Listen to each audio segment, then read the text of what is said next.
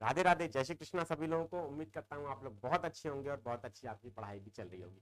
दोस्तों, UP PCS की परीक्षा 22 दिसंबर को है और आप सब लोग फाइनल राउंड ऑफ रिवीजन कर रहे होंगे और उस दिशा में ये मैराथन वीडियो यूपी करंट को कंप्लीटली कवर करता है। और इस एक वीडियो से आपको लगभग 10 प्रश्न मिलेंगे दोस्तों यूपी पीसीएस की परीक्षा में। आप सभी लोग इसे पूरा देख डालिएगा और दिमाग में सारी चीजें बैठ जाएंगी। ठीक है, तो चलिए स्टार्ट करते हैं दोस्तों। हम लोग यहाँ पर फास्ट ट्रैक मोड में हम लोग करेंगे। यूपी स्पेशल आपके सामने है, यूपी का करंट अफेयर। सबसे पहले इंपॉर्टेंट चीज है आपके सामने,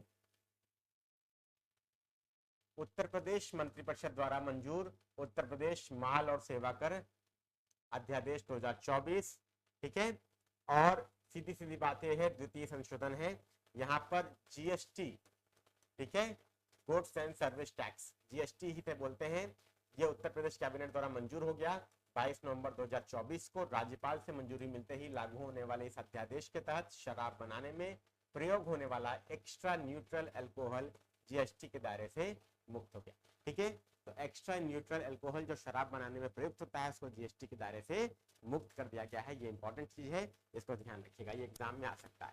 इससे ईएनए पर वैट लगेगा जिससे राज्य सरकार को पूरा टैक्स मिलेगा। ठीक है, एक्स्ट्रा न्यूट्रल अल्कोहल ईएनए पर वैट लगेगा और राज्य सरकार को इसका पूरा टैक्स मिल जाएगा।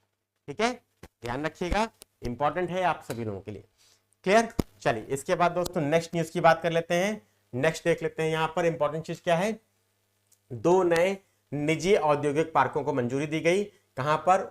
उत्तर प्रदेश एमएसएमई विभाग द्वारा सहारनपुर और मुरादाबाद में। तो ये याद रखिएगा, सहारनपुर और मुरादाबाद में 2 नए इंडस्ट्रियल पार्क को मंजूरी दी गई है। यह निर्णय Pledge Promoting Leadership and Enterprise for Development of Growth Engines योजना का हिस्सा है, जिसका उद्देश्य स्थानीय उद्योगों को बढ़ावा देना और रोजगार का सृजन करना है। तो प्लेज स्कीम का हिस्सा है जिसका उद्देश्य क्या है, स्थानीय रोजगार को बढ़ावा देना, स्थानीय उद्योगों को बढ़ावा देना और रोजगार का सृजन करना। जनवरी 2023 में शुरू की गई यह योजना निवेशकों को कम ब्याज दर पर प्रति एकड़ 50 लाख रुपए का ऋण प्रदान करके सहायता प्रदान करती है। तो ये बात आप लोग को ध्यान रखना है, प्लेज का फुल फॉर्म भी यहाँ पर इंपॉर्टेंट है। ठीक, नेक्स्ट देख लेते हैं हम लोग। अगला स्कीम क्या है दोस्तों, गारंटी मोचन निधि की स्थापना। यूपी कैबिनेट द्वारा भारतीय रिजर्व बैंक की अद्यावधिक प्रतिदर्श योजना के अनुसार राज्य सरकार द्वारा गारंटी मोचन निधि की स्थापना करने के प्रस्ताव को स्वीकृति प्रदान कर दी गई। इस निधि का उपयोग राज्य स्तरीय सार्वजनिक क्षेत्र के उपक्रमों, निगमों, सहकारी संस्थाओं आदि द्वारा निर्गत बंध पत्रों एवं अन्य ऋणों के संबंध में सरकार द्वारा निर्गत प्रतिभूतियां जो हितधारकों द्वारा निवेदित की गई हों से उद्भूत होने वाली भुगतान प्रतिबद्धताओं को पूरा करने के लिए किया जाएगा। तो बेसिकली आपके लिए बहुत ज्यादा बस जान लीजिए कि यह किया गया है, बहुत इंपॉर्टेंट नहीं है। ठीक है, next Uttar Pradesh partnership conclave 2024 world bank और गेट्स फाउंडेशन द्वारा ये लखनऊ में आयोजित किया गया। ये इंपॉर्टेंट है आपके लिए, वर्ल्ड बैंक और गेट्स फाउंडेशन द्वारा ये लखनऊ में आयोजित किया गया partnership conclave. CII agrotech India कृषि भारत 2024 ये भी भारतीय उद्योग संघ द्वारा लखनऊ उत्तर प्रदेश में आयोजित किया गया 15 से 18 नवंबर 2024 को। ये भी दोस्तों इंपॉर्टेंट है, याद रखिएगा, एग्रोटेक इंडिया कृषि भारत 2024। क्लियर? चलिए आगे बढ़ जाते हैं दोस्तों। फिर से इसका आयोजन उत्तर प्रदेश में पहली बार हुआ है दोस्तों। ठीक है, और एग्रीटेक का, और इसका मुख्य विषय क्या है, harvesting innovation for sustainable agriculture. ये थीम भी इसके लिए बहुत इंपॉर्टेंट है, याद रखिएगा, एग्रीकल्चर के लिए है और ये बहुत ही ज्यादा इंपॉर्टेंट है, इस बार के लिए आपके एग्जाम के लिए आने वाला क्वेश्चन है। ठीक है, तो एग्रोटेक इंडिया कृषि भारत 2024 पहली बार यूपी में आयोजित किया गया और इसकी थीम भी आपके लिए इंपॉर्टेंट है। थीम आपको मैंने बता दिया क्या है दोस्तों, थीम है harvesting innovation for sustainable agriculture. Next अंतरराष्ट्रीय जनजातीय भागीदारी उत्सव, ये कहां पर आयोजित किया गया, लखनऊ उत्तर प्रदेश में। जनजातीय गौरव दिवस के दिन 15 से 20 नवंबर 2024 को आयोजित हुआ, इंपॉर्टेंट है आप सभी लोग के लिए। इसमें 22 राज्यों के 38 फोक डांसेस को मंचन किया गया। इसमें स्लोवाकिया और वियतनाम के कलाकारों ने भी अपनी सांस्कृतिक प्रस्तुति दी। तो ये एक तरीके से ग्लोबल फेस्टिवल के तौर पे सेलिब्रेट किया गया। इसके बाद देखिए नेक्स्ट है पहली double decker electronic vehicle EV बस सेवा। यूपी के मुख्यमंत्री योगी आदित्यनाथ ने लखनऊ में नागरिकों के लिए प्रदेश की पहली डबल डेकर ईवी व्हीकल बस सेवा का शुभारंभ किया। ठीक है, इसका संचालन कामता बस स्टेशन से एयरपोर्ट तक होगा। ठीक है, मुख्यमंत्री ने इस बस में महिला यात्रियों को टिकट में 50% की छूट देने की घोषणा की है और प्रत्येक शनिवार को महिलाओं के लिए हेरिटेज टूर हेतु टिकट की व्यवस्था निःशुल्क की गई है दोस्तों। मतलब शनिवार को हेरिटेज टूर के तहत टिकट महिलाओं के लिए निःशुल्क है और महिलाओं के लिए 50%, वैसे अन्य दिनों में छूट है टिकट पर। नेक्स्ट देखिए, 13वां राष्ट्रीय बीज कांग्रेस अंतर्राष्ट्रीय चावल अनुसंधान संस्थान के दक्षिण एशिया क्षेत्रीय केंद्र और राष्ट्रीय बीज अनुसंधान और प्रशिक्षण केंद्र के सहयोग से वाराणसी उत्तर प्रदेश में आयोजित किया गया। तो कहां आयोजित किया गया? तो याद रखिएगा, वाराणसी में। ये आपके लिए इंपॉर्टेंट है, आप सभी दोस्तों के लिए इसको ध्यान रखेंगे आप लोग। क्लियर? वाराणसी में आप लोग के लिए महत्वपूर्ण है, ये क्वेश्चन एग्जाम में आ सकता है। ठीक, तो 28 से 30 नवंबर 2024 को 13वीं राष्ट्रीय बीज कांग्रेस वाराणसी में आयोजित की गई। मुख्य विषय क्या था? बीज क्षेत्र में क्षेत्रीय सहयोग, भागीदारी और ज्ञान को बढ़ावा देना। ठीक है, अंतर्राष्ट्रीय चावल अनुसंधान संस्थान के दक्षिण एशिया क्षेत्रीय केंद्र और राष्ट्रीय बीज अनुसंधान ने यह मिलकर आयोजित किया। नेक्स्ट देखिए, कुंभ सह AI याक चैटबॉट। ठीक है, प्रयागराज महाकुंभ हेतु पहली बार आर्टिफिशियल इंटेलिजेंस आधारित यह चैटबॉट श्रद्धालुओं के लिए विकसित किया जा रहा है। इसमें श्रद्धालु 10 से अधिक भाषाओं में लिख और बोलकर सूचनाएं प्राप्त कर सकेंगे। याद रखिएगा, सहायक AI चैटबॉट। ठीक है, सहायक AI चैटबॉट। ठीक है, कुंभ के लिए 2025 के लिए प्रयागराज महाकुंभ, याद रखिएगा। उत्तर प्रदेश का पहला निजी टेक्सटाइल पार्क ये शामली में बनाने की घोषणा की गई दोस्तों। याद रखिएगा, 726 करोड़ रुपए की लागत से यह पार्क शामली जिले के कैराना तहसील गांव झंझान में बनाया जाएगा। बहुत ही महत्वपूर्ण है आपके एग्जाम के दृष्टिकोण से। ठीक है,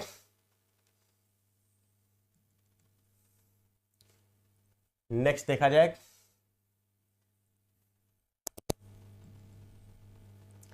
इससे उत्तर प्रदेश वस्त्र और गारमेंट नीति 2022 के तहत विकसित किया जाएगा। इसे यूपी के वस्त्र और गारमेंट नीति के तहत विकसित किया जाएगा 2022 की।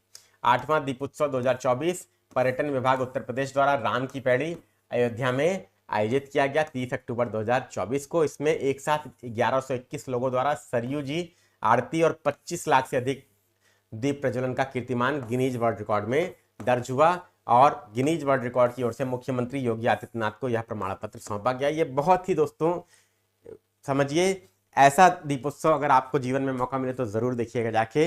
ऐसा विलक्षण दीपोत्सव शायद ही कहीं देखने को मिला हो आपको। उत्तर प्रदेश के पहले PPP मोड पर बने मेडिकल कॉलेज एंड हॉस्पिटल का उद्घाटन कहां पर किया गया दोस्तों?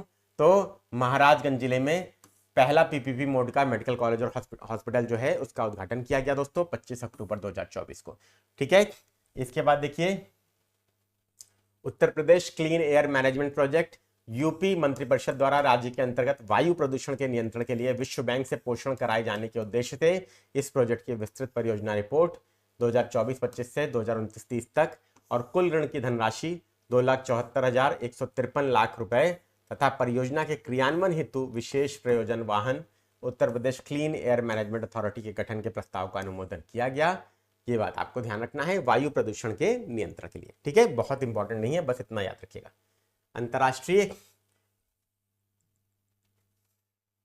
योग और आरोग्य केंद्र, ये आपका बागपत जिले में इस केंद्र की स्थापना के लिए तहसील और परगना बागपत के ग्राम हरियाखेड़ा की ग्राम सभा की 1.06 हेक्टेयर भूमि पर्यटन विभाग को निःशुल्क उपलब्ध कराए जाने के प्रस्ताव को मंजूरी दी गई।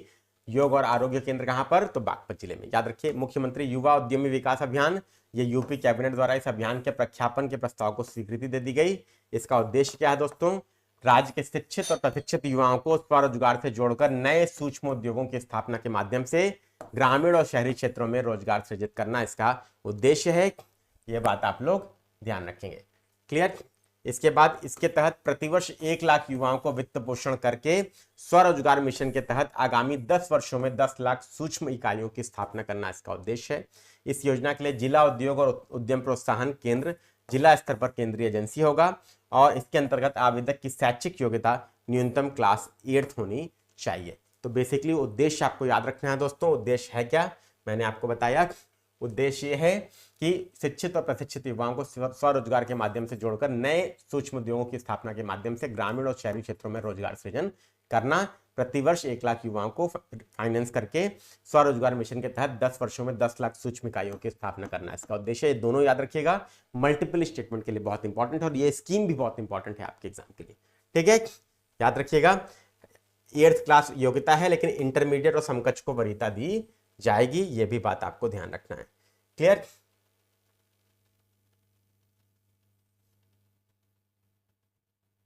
यूपी एग्रीज परियोजना के क्रियान्वयन के प्रस्ताव को स्वीकृति। यूपी एग्रीज परियोजना के क्रियान्वयन के प्रस्ताव को स्वीकृति दी गई, विश्व बैंक द्वारा सहायता प्राप्त है। ये Uttar Pradesh agriculture growth and rural enterprise ecosystem strengthening UP AGREES परियोजना। Uttar Pradesh agriculture growth and rural enterprise ecosystem strengthening, ये इसका फुल फॉर्म है यूपी एग्रीज का, इसको ध्यान रखिएगा। ठीक है, इंपॉर्टेंट है आप सभी लोगों के लिए। इसके बाद दोस्तों नेक्स्ट देखिए, उत्तर प्रदेश बायोप्लास्टिक्स उद्योग नीति 2024, इसके प्रख्यापन के प्रस्ताव को भी मंजूरी दी गई।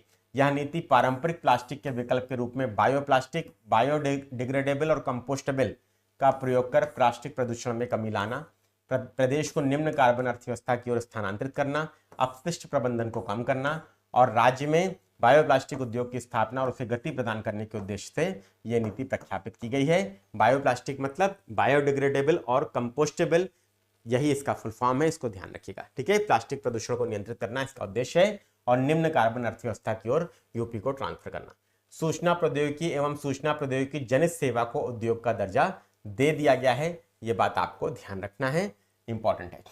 नेक्स्ट, मोटे अनाज मक्का, बाजरा और ज्वार क्रय नीति निर्धारण प्रस्ताव। खरीफ विपणन वर्ष 2024-25 में मूल्य समर्थन योजना के अंतर्गत मोटे अनाज मक्का, बाजरा, ज्वार क्रय नीति के निर्धारण के प्रस्ताव को स्वीकृति दी गई। इसके अंतर्गत मक्के का एमएसपी 2225 रुपए प्रति क्विंटल, बाजरा का 2625 और ज्वार का 3371 रुपए प्रति क्विंटल और ज्वार मालदांडी का 3421 रुपए प्रति क्विंटल निर्धारित किया गया। मोटे अनाज को प्रोत्साहन दिया जा रहा है, फायदेमंद भी है स्वास्थ्य के लिए। ठीक है, ये तो इतना दोस्तों आप लोग को ध्यान रखना है। क्लियर? ठीक है दोस्तों, फिर आगे देखते हैं। 11 से 13 सितंबर 2024 के बीच में ग्रेटर नोएडा में सेमीकॉन इंडिया 2024 का आयोजन किया गया। ठीक है, तो किसका आयोजन किया गया? तो सेमीकॉन इंडिया 2024, ये आपके लिए इंपॉर्टेंट है। इसका विषय क्या था? इसका केंद्रीय विषय क्या था? Theme shaping the semiconductor future. ठीक है, अब याद रखिए दोस्तों, जब भी आपका ऐसा आयोजन होगा तो उसमें हमेशा थीम इंपॉर्टेंट होगा, इस बात को आप लोग ध्यान रखिएगा। ठीक है, सभी लोगों से बोलूंगा, theme is always important here, ये बात आपको याद रखना है। ठीक, आप देखिए, वैश्विक अर्धचालक उद्योग से जुड़े एक भव्य कार्यक्रम, वैश्विक अर्धचालक उद्योग से जुड़े एक भव्य कार्यक्रम का आयोजन करने वाला भारत विश्व का 8वां देश है। भारत ने 1 ट्रिलियन रुपए का विशेष अनुसंधान कोष भी बनाया है। ठीक है, अब यहां पर देखिए, ये सब लाइंस क्यों इंपॉर्टेंट है आपके लिए? ये सब लाइंस इसलिए इंपॉर्टेंट है क्योंकि अगर मल्टीपल स्टेटमेंट का क्वेश्चन बना दिया सेमीकॉन इंडिया से, तो आपको क्या करना होगा? आपको ये लाइंस याद रखनी है। ठीक है, जिन पे मैं स्टार लगा रहा हूं, याद रखिएगा, स्टार जो लगा रहा हूं आपके पास भी आई दृष्टि होगी, सबके पास। आप लोग लेक्चर को अटेंड करके वो जहां जहां मैंने स्टार लगाया, जिसको इंपॉर्टेंट मार्क किया, उसको इंपॉर्टेंट मार्क कर लीजिए और वही वही चीजें बार बार रिवाइज करिएगा। इसके अलावा पूरी बुक आपको पढ़ने की जरूरत नहीं है दोस्तों, याद रखिएगा, पूरी बुक कतई नहीं पढ़ना है। वो आप लोग को क्या करेगी? बहुत फायदा नहीं देगी। जितना मैं आपको हाईलाइटेड चीजें बता रहा हूं उतना फॉलो कर लेंगे, काम हो जाएगा। ठीक है, क्लियर? चलिए, यहां पर कैसा क्वेश्चन बनने की संभावना है? तो यहां पर मल्टीपल स्टेटमेंट का प्रश्न आपका बन सकता है, बहुत ही सुंदर सा क्वेश्चन बन सकता है, जिसमें पूछ सकता है सेमीकॉन इंडिया का आयोजन ग्रेटर नोएडा में किया गया, पहली लाइन। दूसरी line, shaping the semiconductor future, इसका केंद्रीय विषय था। तीसरी लाइन, 1 ट्रिलियन रुपए का विशेष अनुसंधान कोष बनाया गया। ये 3 लाइन पूछेगा और पूछ लेगा उपयुक्त में से कौन सा सही है। ठीक है, कर लेंगे ना सही? जल्दी से बताइए, 1 2 1 2 3, 2 and 3 और none of the above. Answer कर लेंगे? जल्दी से सब लोग बता दीजिए, फटाफट से आप सभी लोग जल्दी से बता दीजिए। ठीक है, जिसको नहीं मिल रही है पीडीएफ, देखिए पीडीएफ बेटा टेलीग्राम चैनल को ज्वाइन कर लीजिए, एप्लीकेशन को डाउनलोड कर लीजिए, दोनों जगह पीडीएफ आपको मिल जाएगी। ठीक है, लेकिन पढ़ाई मत डिले करिए, वहां से पीडीएफ आप ले लीजिए। ठीक है, पढ़ते रहिए बेटा। ठीक है, लेकिन पहले तो क्या करिए, जो लोग नए हैं चैनल को सब्सक्राइब करके बेल आइकन पे ऑल दबा लीजिए। और डेली आपकी सुबह 10 बजे ये क्लास चल रही है, आई दृष्टि हम लोग 1 हफ्ते में कंप्लीट कर लेंगे। कल की वीडियो जरूर देख लीजिएगा, उसमें पूरी समरी मैंने निचोड़ जो है एक वीडियो में कंप्लीट कर दिया, 4 घंटे की क्लास है। ठीक, चलिए, और दोस्तों में साझा भी कर दीजिए इस वीडियो को। ठीक है, चलिए, उल्लेखनीय है कि उत्तर प्रदेश में सेमीकंडक्टर के अनुकूल वातावरण तैयार करने के लिए उत्तर प्रदेश सेमीकंडक्टर नीति 2024 लागू की गई है। ठीक है, उत्तर प्रदेश में सेमीकंडक्टर के अनुकूल वातावरण तैयार करने के लिए उत्तर प्रदेश सेमीकंडक्टर नीति लागू की गई है, और ये चारों लाइंस आपके लिए यहां पर इंपॉर्टेंट हो रही हैं। ये बात आप लोग को याद रखना है। समझ में आ रही बात दोस्तों? फटाफट से बताइए जल्दी से। पहली न्यूज हम लोगों ने बहुत अच्छे से देख लिया। ठीक है, चलिए, उत्तर प्रदेश सैनिक स्कूल, यूपी सैनिक स्कूल 7 सितंबर 2024 को उपराष्ट्रपति जगदीप धनखड़ ने गोरखपुर में उत्तर प्रदेश सैनिक स्कूल का लोकार्पण किया। अच्छा, अब देखिए, कल की न्यूज हम लोगों ने जो देखी थी समरी वाली, उसमें पूरा सब कुछ कवर है। ठीक है, लेकिन वो क्या है, इसको डिटेल में भी पढ़ना आवश्यक है, क्योंकि हमें असर्शन रीजन और मल्टीपल स्टेटमेंट वाले प्रश्नों को कैसे टैकल करना है ये हमें पता होना चाहिए। ठीक है, चलिए, तो उत्तर प्रदेश सैनिक स्कूल कहां पर, तो सबसे पहले क्या करिए, गोरखपुर, इसको मार्क कर लीजिए। ठीक, सबसे बेस्ट तरीका आपको बता रहा हूं पढ़ाई करने का। ठीक है, चलिए, अब 176 करोड़ की लागत से यह बना है और पूर्वांचल का पहला सैनिक स्कूल है। ठीक, इसमें 6 से 12 तक के छात्र छात्राओं को आवासीय शिक्षा की सुविधा उपलब्ध कराई जाएगी, और देश में पहला सैनिक स्कूल उत्तर प्रदेश के तत्कालीन मुख्यमंत्री डॉक्टर संपूर्णानंद ने 1960 में लखनऊ में स्थापित किया था। ठीक है, अब देखिए, पूछा तो जा सकता है सैनिक स्कूल के बारे में कि कहां खोला जा रहा है, तो गोरखपुर में, लेकिन यह भी पूछ सकता है कि उत्तर प्रदेश में पहला सैनिक स्कूल कब खोला गया, तो 1960 में। याद रखिएगा, कहां पर खोला गया, लखनऊ में खोला गया, और ये आपके लिए बहुत ही ज्यादा इंपॉर्टेंट चीज है। तो केवल एक लाइन गोरखपुर पढ़ के आगे नहीं बढ़ जाना है। समझ में आ रही बात? करंट अफेयर पढ़ना ऐसे है जैसे वर्तमान पैटर्न में पूछ रहा है दोस्तों, ये बात आप लोग याद कर लीजिएगा। ठीक है, इट इज वेरी इंपॉर्टेंट आपके एग्जाम के दृष्टिकोण से। ठीक है, चलिए भाई, समझ में आ गई बात? अगेन यहां पर आपसे देखिए 2 तरीके के क्वेश्चन बन सकते हैं। पहला, एक आपका सिंपल क्वेश्चन, उत्तर प्रदेश सैनिक स्कूल कहां पर, तो गोरखपुर में, और दूसरा ये पूर्वांचल का मल्टीपल स्टेटमेंट क्वेश्चन, पूर्वांचल का पहला स्कूल है, 6 से 12 तक के बच्चों के लिए है, आवासीय शिक्षा के लिए, और यूपी का पहला आवासीय स्कूल, उत्तर प्रदेश का पहला सैनिक स्कूल लखनऊ में 1960 में खोला गया। क्लियर? जल्दी से बताइएगा दोस्तों, सभी दोस्त लोग। चलिए, जटायु संरक्षण एवं प्रजनन केंद्र देखते हैं, ये आपका कहां खोला गया, ये भी कैंपियरगंज गोरखपुर में इसका उद्घाटन किया गया दोस्तों। ठीक है, याद रखिएगा। अगेन ये भी आपका क्या है, ये भी आपका कैंपियरगंज गोरखपुर में स्थापित किया गया है। कैंपियरगंज गोरखपुर में स्थापित किया गया, आपको नोट कर लेना है, याद कर लेना है, बहुत इंपॉर्टेंट है आपकी परीक्षा के दृष्टिकोण से। ठीक, सबसे पहला क्वेश्चन तो यही याद होना चाहिए, जटायु संरक्षण केंद्र कहां गया, तो कैंपियरगंज गोरखपुर में। ठीक, चलिए, अब ये किस लिए है, यह गंभीर रूप से लुप्तप्राय क्रिटिकली इंडेंजर्ड एशियाई किंग गिद्धों के संरक्षण को समर्पित है और विश्व का पहला केंद्र। मतलब ये क्रिटिकली इंडेंजर्ड जो स्पीसीज होती हैं, मतलब जो गंभीर रूप से लुप्तप्राय हैं, एशियाई किंग गिद्ध, एशियन किंग वल्चर के संरक्षण को यह समर्पित है केंद्र, और विश्व का पहला केंद्र दोस्तों ऐसा, ये बात याद रखिएगा। ठीक है, सभी दोस्तों को समझ में आ रही बात? ठीक है, ये 2 चीजें आपको इंपॉर्टेंट हैं, याद रखिएगा। यहां पर दूसरी इंपॉर्टेंट चीज क्या मिली हमें, critically endangered species Asian king vulture, इसको ये समर्पित है, ये जटायु संरक्षण केंद्र। तो एक पर्यावरण का क्वेश्चन भी हमको मिल गया, विशेष रूप से लुप्तप्राय स्पीसीज एशियन किंग वल्चर, एशियाई किंग गिद्ध, ये क्रिटिकली इंडेंजर्ड है। समझ में आ गई बात? कैसे पढ़ाई हो रही है, इंपॉर्टेंट है। समझ में आया कि नहीं आया, जल्दी से बताइए सभी दोस्त लोग। ठीक है, चलिए भाई, अब आगे बढ़ जाते हैं। आगे रोड टू स्कूल कार्यक्रम, रोड टू स्कूल कार्यक्रम, ये आपका गोरखपुर में रोड टू स्कूल कार्यक्रम के प्रथम चरण का शुभारंभ हुआ। ये भी दोस्तों गोरखपुर में। अब गोरखपुर क्यों इतना लाइमलाइट में है भाई, क्योंकि आप सबको पता है हमारे माननीय मुख्यमंत्री जी का क्या है, संसदीय क्षेत्र है, गोरखपुर से वो सांसद हैं। ठीक है, वो सॉरी विधायक हैं। क्लियर है? ये बात आपको याद रखना है। ठीक, वैसे सांसदीय युवक गोरखपुर से ही लड़ते थे, ठीक है, आप सबको ये चीज पता होगी, और उनका होम टाउन है। यह कार्यक्रम निपुण भारत मिशन के अंतर्गत प्रारंभ किया गया है। रोड टू स्कूल कार्यक्रम याद रखिएगा, ये निपुण भारत कार्यक्रम के अंतर्गत स्टार्ट किया गया है। आपको याद रखना है, नोट कर लेना है, बहुत इंपॉर्टेंट है दोस्तों आपके लिए। अब रोड टू स्कूल कार्यक्रम स्कूल चलो अभियान का एक नया रूप है। ठीक है, तो जो स्कूल चलो अभियान है दोस्तों, ठीक है, भारत पर DD1 पे दोस्तों शुरू में आप लोग देखते होंगे, तो स्कूल चले हम करके एक ऐड आता था। ठीक है, तो स्कूल चले हम कार्यक्रम का ही एक नया रूप है क्या, रोड टू स्कूल कार्यक्रम। समझ में आ गई बात, गोरखपुर से उद्घाटन हुआ, याद रखिएगा, निपुण भारत मिशन के अंतर्गत स्टार्ट किया गया है और स्कूल चलो अभियान का नया रूप है।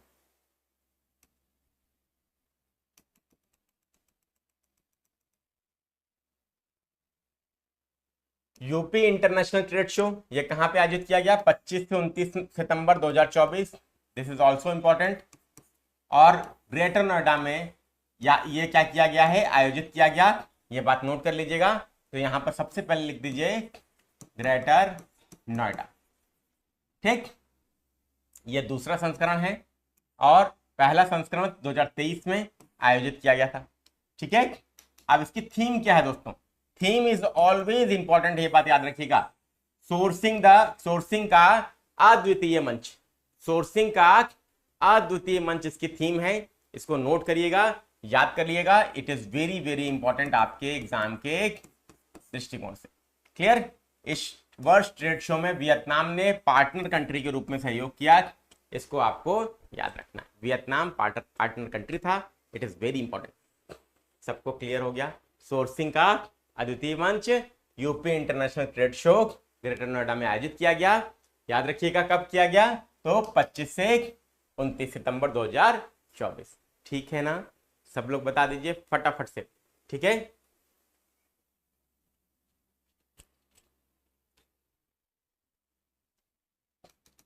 नेक्स्ट, मुख्यमंत्री युवा उद्यमी विकास अभियान 8 अगस्त 2024 को मुख्यमंत्री युवा उद्यमी विकास अभियान को प्रारंभ करने के एक निर्देश दिए। ठीक है, मुख्यमंत्री युवा उद्यमी विकास अभियान को प्रारंभ करने के निर्देश दिए। इसका उद्देश्य क्या है, तो उद्देश्य इंपॉर्टेंट है, उत्तर प्रदेश के शिक्षित और प्रशिक्षित युवाओं को स्वरोजगार से जोड़ना। याद रखिएगा, इंपॉर्टेंट है बहुत ज्यादा आप सभी लोगों के लिए। ठीक है, प्रदेश सरकार ने वर्ष 2024-25 के मूल बजट में इस अभियान का प्रावधान किया था।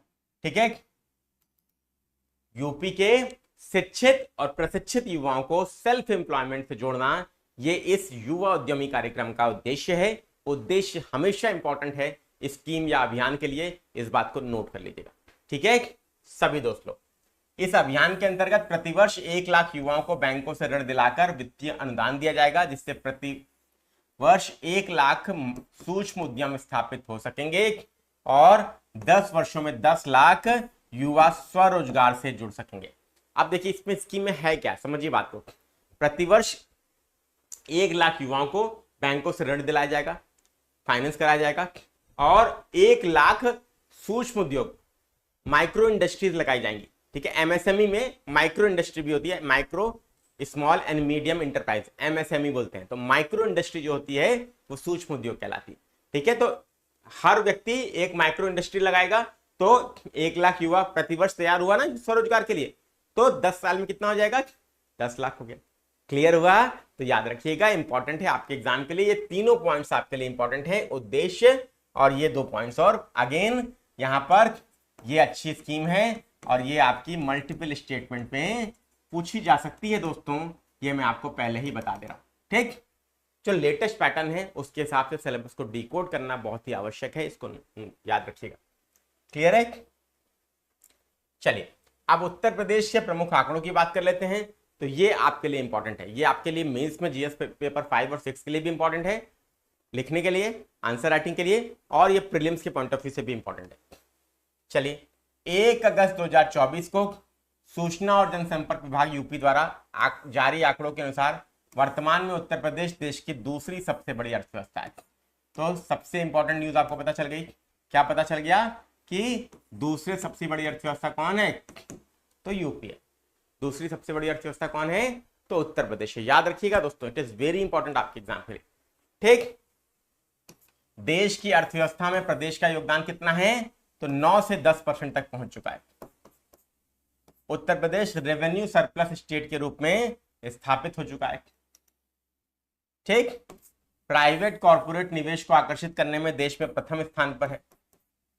Revenue surplus state private corporate निवेश को आकर्षित करने में प्रथम स्थान पर रहा है। उत्तर प्रदेश को डाटा सेंटर के हब के रूप में भी विकसित किया जा रहा है। ठीक है, और लखनऊ में अटल बिहारी वाजपेयी चिकित्सा विश्वविद्यालय, ये इंपॉर्टेंट न्यूज है। गोरखपुर में महायोगी गुरु गोरखनाथ आयुष विश्वविद्यालय, ये दोनों इंपॉर्टेंट है। Data centre hub Atal Bihari Vajpayee चिकित्सा विश्वविद्यालय, गोरखपुर में महायोगी गुरु गोरखनाथ आयुष विश्वविद्यालय। समझ में आ गई बात? सब लोग बताइएगा, सब लोग बताइए, सबको क्लियर हो गया कि नहीं हो गया?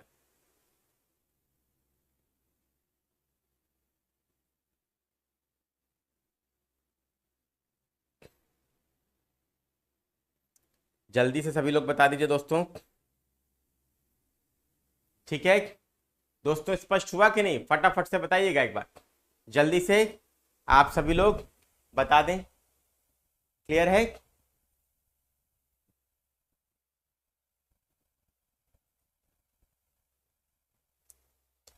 जस्ट मिनट आगे बढ़ते हैं दोस्तों।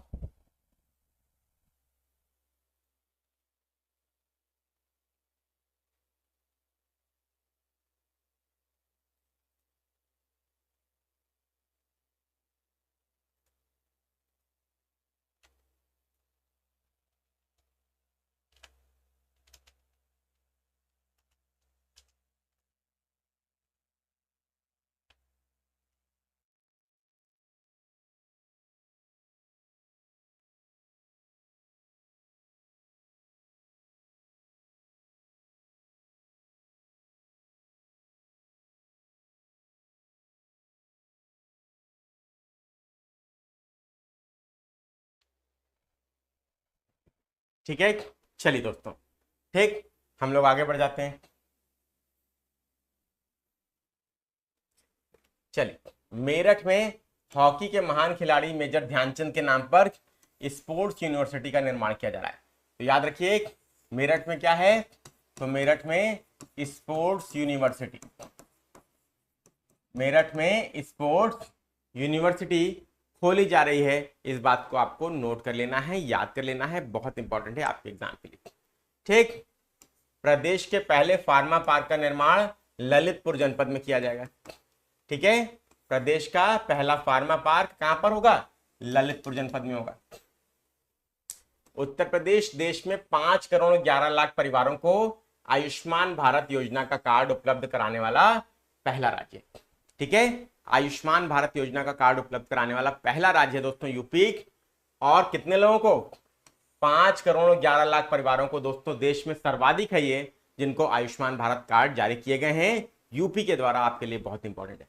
ठीक, और ये डेटा आपको क्या करना है, ये डेटा आपको जीएस पेपर 1 में स्वास्थ्य में और जीएस पेपर 5 और 6 में दोस्तों यूपी स्पेशल में आपको इसको कोट करना है, मेंस की परीक्षा में अगर पूछा जाता है तो। ठीक, ठीक है,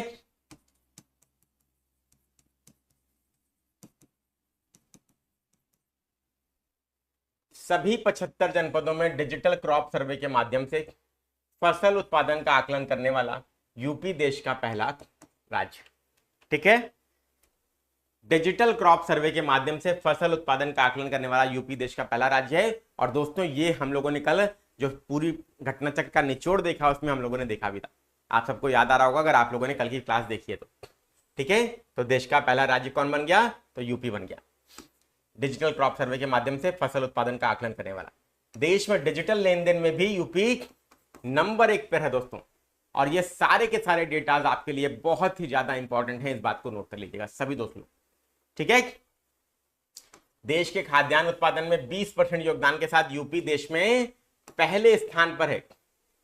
मतलब खाद्यान्न उत्पादन में भी उत्तर प्रदेश क्या है, पहले नंबर पर है दोस्तों, ये बात याद रखिएगा। ठीक, शीरा, अल्कोहल और एथेनॉल उत्पादन में यूपी देश में प्रथम स्थान पर है। शीरा, अल्कोहल और एथेनॉल उत्पादन में यूपी देश में प्रथम स्थान पर है। इस बात को नोट कर लीजिएगा, याद कर लीजिएगा, आपके लिए बहुत ही ज्यादा इंपॉर्टेंट है। शीरा, अल्कोहल, एथेनॉल उत्पादन में यूपी देश में कहां पर है? प्रथम स्थान पर है दोस्तों। तो ये सारे के सारे फैक्ट्स जो है दोस्तों, ये मैं फिर से आपको बता दूं, जो आपके ये सारे के सारे फैक्ट्स हैं, विशेष रूप से यहां पर सभी लोग ध्यान दीजिए। प्रमुख आंकड़े, very important for UPPCS mains. मैंने लिख दिया दोस्तों, और ये एनोटेशन वाली पीडीएफ आपको एप्लीकेशन पर हमारी मिलेगी, ये बात याद रखिएगा, ठीक है? क्लियर? सभी लोगों से बोल रहा हूं, और ये चीज नोट कर लीजिएगा। देखिए, घटना चक्र तो आपको बहुत लोग पढ़ाएंगे, बहुत लोग पढ़ा भी रहे हैं चैनल पर, ठीक है? लेकिन यहां जैसे मैं आपको पढ़ा रहा हूं ना, प्री मेंस सारी चीजें, कौन सा किस प्रकार का क्वेश्चन बन सकता है, वो आपको शायद ही कहीं मिलेगा दोस्तों, इतना मैं आपको श्योर करता हूँ।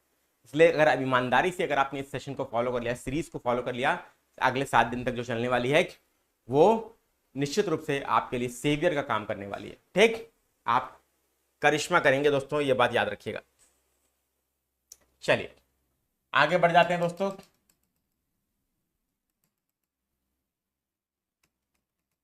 नेक्स्ट, उत्तर प्रदेश राज्य राजधानी क्षेत्र और अन्य क्षेत्र विकास प्राधिकरण विधेयक 2024।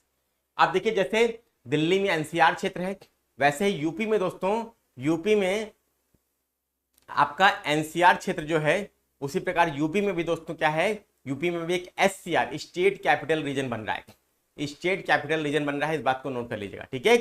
और स्टेट कैपिटल रीजन बन रहा है, और इसके लिए विधेयक जो है 2024 पेश कर दिया गया है और विधानसभा द्वारा पारित कर दिया गया। 31 जुलाई 2024 को विधानसभा ने इस विधेयक को पारित कर दिया।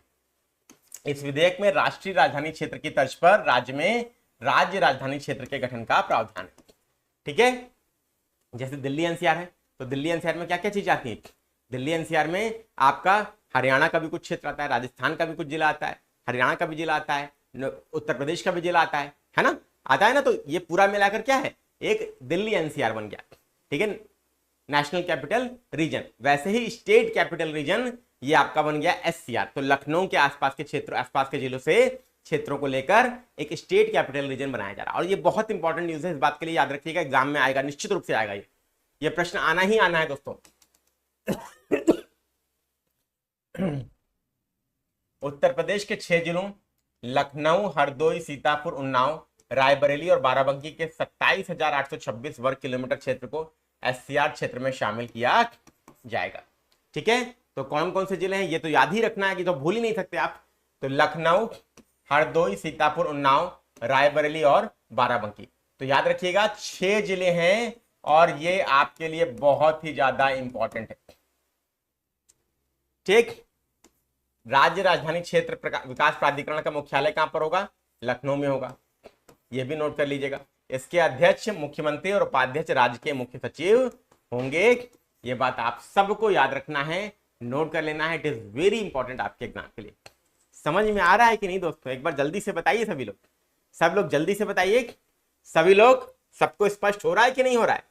फटाफट से बताइएगा, फटाफट से आप सभी लोग बता दीजिए। क्लियर? और ये न्यूज दोस्तों बहुत इंपॉर्टेंट है, it is most important news, most important news इस वर्ष के एग्जाम के लिए। इस वर्ष के एग्जाम के लिए ये सबसे अधिक इंपॉर्टेंट है। जो भी छात्र यूपीसीएस की परीक्षा को और आरओ की परीक्षा को दे रहे हैं या एक दिवसीय परीक्षा को देंगे, ये क्वेश्चन जो है निश्चित रूप से आने की संभावना है, ठीक है? नोट कर लीजिएगा। उत्तर प्रदेश नजूल संपत्ति विधेयक 2024, ये क्या है दोस्तों? ये भी विधानसभा से पारित किया गया 31 जुलाई 2024 को। ये नजूल संपत्ति क्या है? नजूल संपत्तियों के आरक्षण का उपबंध करने और उससे संबंधित या आनुषंगिक मामलों का उपबंध करने के लिए पारित किया गया है, ठीक है? अब ये नजूल लैंड होता क्या है, ये भी तो आपको पता होना चाहिए। नजूल लैंड क्या है? उत्तर प्रदेश सरकार के पास ऐसे भूखंड है जिन्हें नजूल भूमि कहा जाता है। ये ऐसे भूखंड होते हैं जो विभिन्न निजी व्यक्तियों और निजी संस्थाओं को पट्टे पर दिए गए, ठीक है? मतलब सरकार की वो जमीन जो निजी व्यक्ति किसी इंडिविजुअल को या निजी संस्था किसी कंपनी को पट्टे पर लीज पर दिया जाता है, एक तरीके के किराए पर कह लीजिए, रेंट पर कह लीजिए, दीर्घ काल के लिए, उसको लीज कहते हैं। ठीक है, जैसे रेंट एग्रीमेंट होता है वैसे लीज एग्रीमेंट भी होता है, तो उसी को नजूल भूमि कहते हैं। इस बात को नोट कर लीजिएगा, इंपॉर्टेंट है आपके एग्जाम के लिए। ठीक है, सभी दोस्त लोग क्लियर है? फटाफट से बताते चलिएगा। ये भूखंड पूर्ववर्ती सरकारी अनुदान अधिनियम 1895 और उसके बाद के सरकारी अनुदान अधिनियम 1960 के तहत जारी अनुदान के रूप में दिए गए हैं, उतना इंपॉर्टेंट नहीं है। ठीक है, नवीनतम विधेयक में प्रावधान क्या है? नजूल भूमि के ऐसे पट्टा धारक जिनका पट्टा अभी चालू है और नियमित रूप से पट्टा किराया जमा कर रहे हैं और पट्टे की किसी भी शर्त का उल्लंघन नहीं किया गया है, उनका 30 वर्ष के लिए नवीनीकरण होगा। मतलब सीधी सी बात है, जो रेगुलर रूप से आपका रेंट वगैरह भर रहा है, किराया भर रहा है, उसको 30 वर्ष के लिए उसको पट्टा जो है फिर से दे दिया गया, एक्सटेंड कर दिया गया। ठीक, ऐसे भूमि पट्टे की अवधि समाप्त होने पर राज्य सरकार के स्वामित्व में आ जाएगी। मतलब ये बात कही गई है कि जब पट्टे की अवधि समाप्त हो जाएगी तो ये भूमि जो है राज्य के पास अपने आप राज्य सरकार के पास लौट आएगी। तो नजूल भूमि क्या है? आपके एग्जाम में आ सकता है, निजी व्यक्ति या निजी संस्था को दी गई संपत्ति जो लीज पर दी जाती है, मतलब दीर्घकालिक क्या रेंट पर, एक तरीके से समझ लीजिए, वही नजूल भूमि होती है। और ये आपको जानकारी के लिए भी इंपॉर्टेंट है और एग्जाम के लिए भी निश्चित रूप से इंपॉर्टेंट है। ठीक, क्लियर है? अच्छा, सेशन पसंद आ रहा है तो एक बार जल्दी से लिखकर भी बता दीजिए, जितने लोग हैं जल्दी से लिखकर भी बता दीजिए आप सभी दोस्त लोग।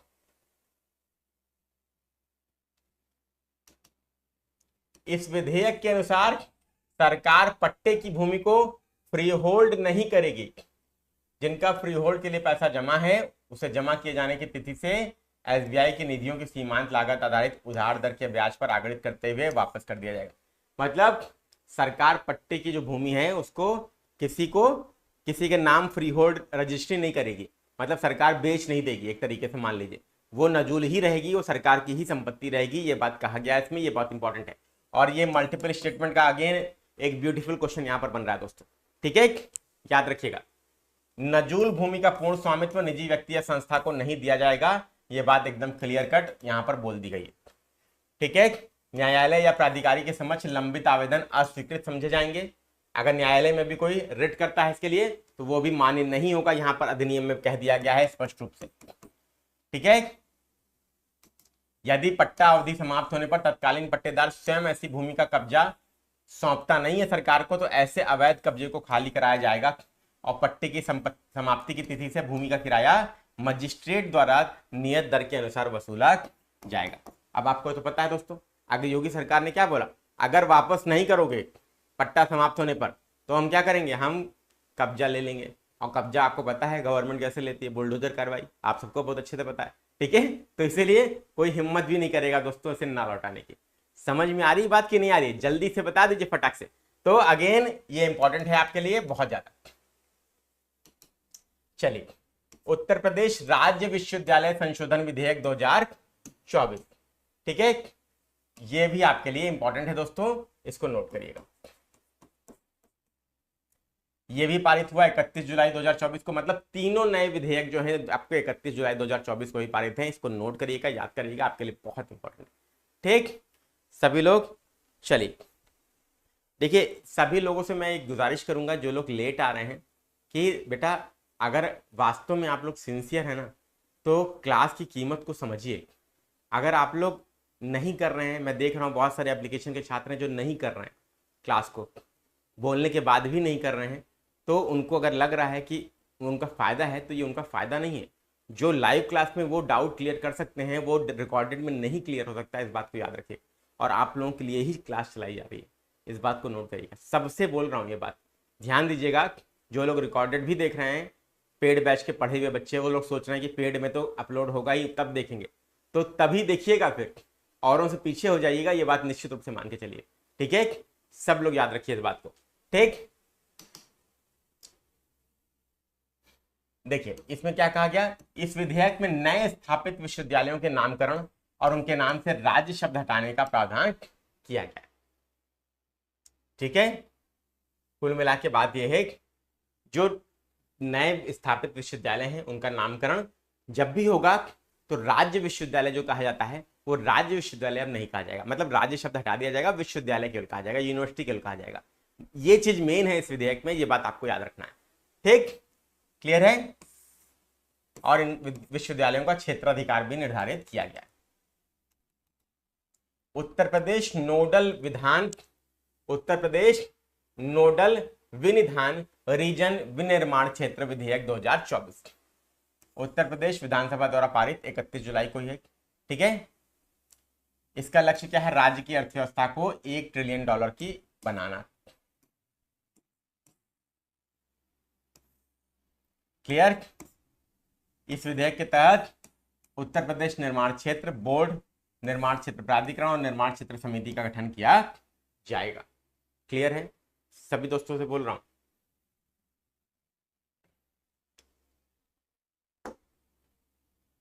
मुख्यमंत्री उत्तर प्रदेश निर्माण क्षेत्र बोर्ड के अध्यक्ष होंगे और निर्माण क्षेत्र द्वारा स्थापित किए जाने वाले रिवॉल्विंग फंड के लिए राज्य सरकार द्वारा 10 करोड़ रुपए की राशि का प्रथम योगदान दिया जाएगा।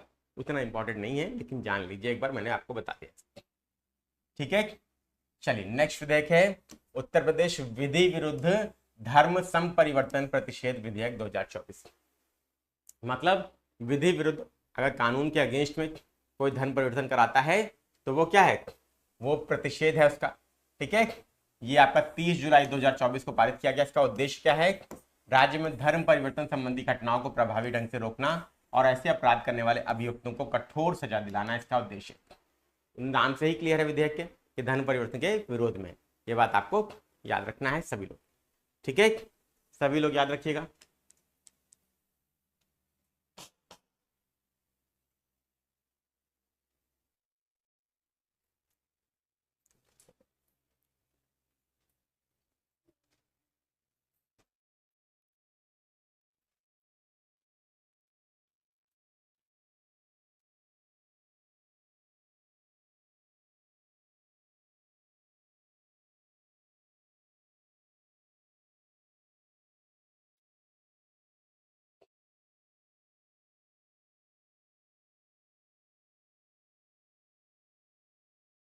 ठीक है, सभी लोग इस बात को ध्यान रखिएगा, इतना मैंने आपको बता दिया।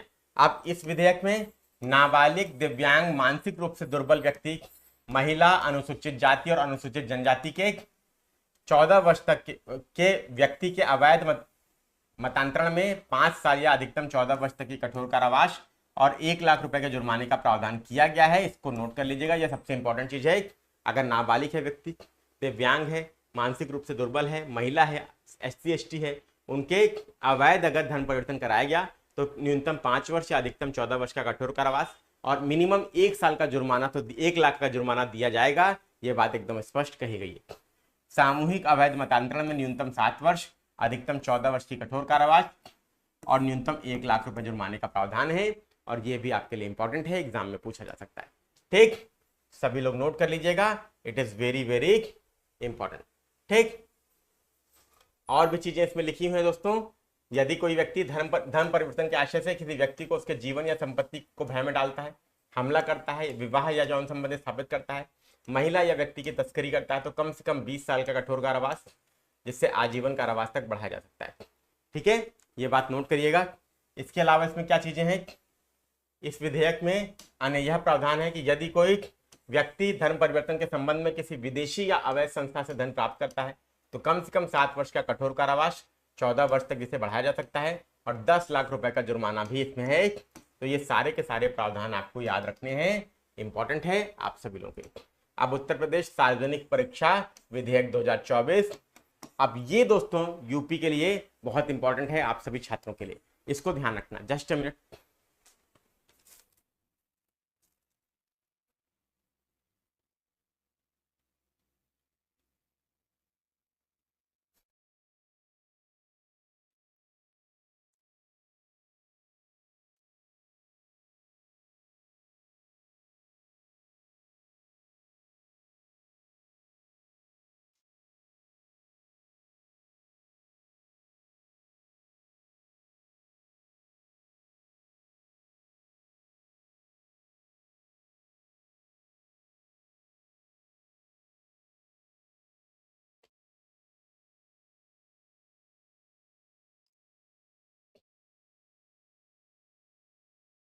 ठीक है दोस्तों, क्लियर, ये बात आपको ध्यान रखना है। अब देखिए इसमें क्या चीज इंपॉर्टेंट है। 30 जुलाई 2024 को उत्तर प्रदेश विधानसभा द्वारा उत्तर प्रदेश सार्वजनिक परीक्षा अनुचित साधनों की रोकथाम विधेयक 2024 को पारित किया गया। ठीक है, मतलब सारे इंपॉर्टेंट विधेयक जो है वो 30 और 31 जुलाई को ही पास हुए। ये बात आपको नोट कर लेना है। ठीक है, सभी लोगों से बोल रहा हूं, इट इज इंपॉर्टेंट आपके एग्जाम के लिए। इस विधेयक में उत्तर प्रदेश सार्वजनिक परीक्षा अनुचित साधनों की रोकथाम अधिनियम 1998 के प्रावधानों को बदलते हुए सार्वजनिक परीक्षाओं में पेपर लीक और अन्य अनियमितताओं को रोकने हेतु कड़े प्रावधान किए गए हैं। मतलब बेसिकली जो आरओ का यूपी पुलिस का पेपर लीक हुआ था, आप सबको पता है, उसको रोकने के लिए ये विधेयक, और भविष्य में कभी ऐसी कोई परीक्षा लीक ना हो, इसके लिए यह विधेयक आपका पारित किया गया। ठीक, ये बात आपको ध्यान रखना है। उत्तर प्रदेश सार्वजनिक परीक्षा अनुचित साधनों की रोकथाम विधेयक 2024 में सार्वजनिक परीक्षाओं में अनुचित व्यवहार और पेपर लीक में शामिल लोगों के लिए अधिकतम सजा आजीवन कारावास और अधिकतम 1 करोड़ रुपए के जुर्माने का प्रावधान है। अब आप समझ सकते हैं इतनी टफ पनिशमेंट है दोस्तों यहाँ पर।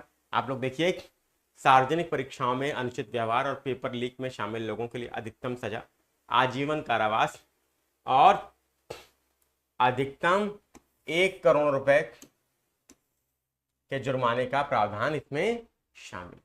समझ में आ रही बात? सबको क्लियर हो रहा है कि नहीं हो रहा है? जल्दी से बताइए। ठीक है, सभी लोग नोट कर लीजिएगा। ठीक है, 1 करोड़ रुपए का जुर्माना और आजीवन कारावास की पनिशमेंट, यह बात आप लोग को नोट करना है। ये चीज आपका मल्टीपल स्टेटमेंट के क्वेश्चन में पूछी जा सकती है, वेरी इंपॉर्टेंट आपके एग्जाम के दृष्टिकोण से। ठीक, सभी लोग ध्यान दीजिए। विधेयक में उत्तर प्रदेश लोक सेवा आयोग, उत्तर प्रदेश अधीनस्थ सेवा चयन आयोग, राज्य विश्वविद्यालय के साथ साथ उनके द्वारा नामित प्राधिकरण, निकायों और एजेंसी द्वारा आयोजित परीक्षाओं को शामिल किया गया। मतलब लगभग यूपी में जितने भी एग्जाम्स आपके होते हैं सब शामिल है। सरकारी नौकरियों के नियमितीकरण और पदोन्नति के लिए होने वाली परीक्षाओं को भी इसमें शामिल किया गया। मतलब सरकारी नौकरी अगर नियमित हो रही है उसके लिए परीक्षा हो रही है और प्रमोशन के लिए परीक्षा है तो ये भी शामिल है इसमें। विधेयक के तहत यदि पेपर लीक और नकल सहित परीक्षा से जुड़ी गड़बड़ियों में परीक्षा संस्थान या परीक्षा कराने वाली एजेंसी संलिप्त पाई जाती है तो उसके कारण होने वाले वित्तीय बोझ की वसूली संबंधित व्यक्ति, संस्था और एजेंसी से की जाएगी। ये बात आपको नोट करना है। ठीक है, वेरी इंपॉर्टेंट आपके एग्जाम के दृष्टिकोण से। क्लियर है? चलिए भाई, यहां तक हम लोगों ने देख लिया।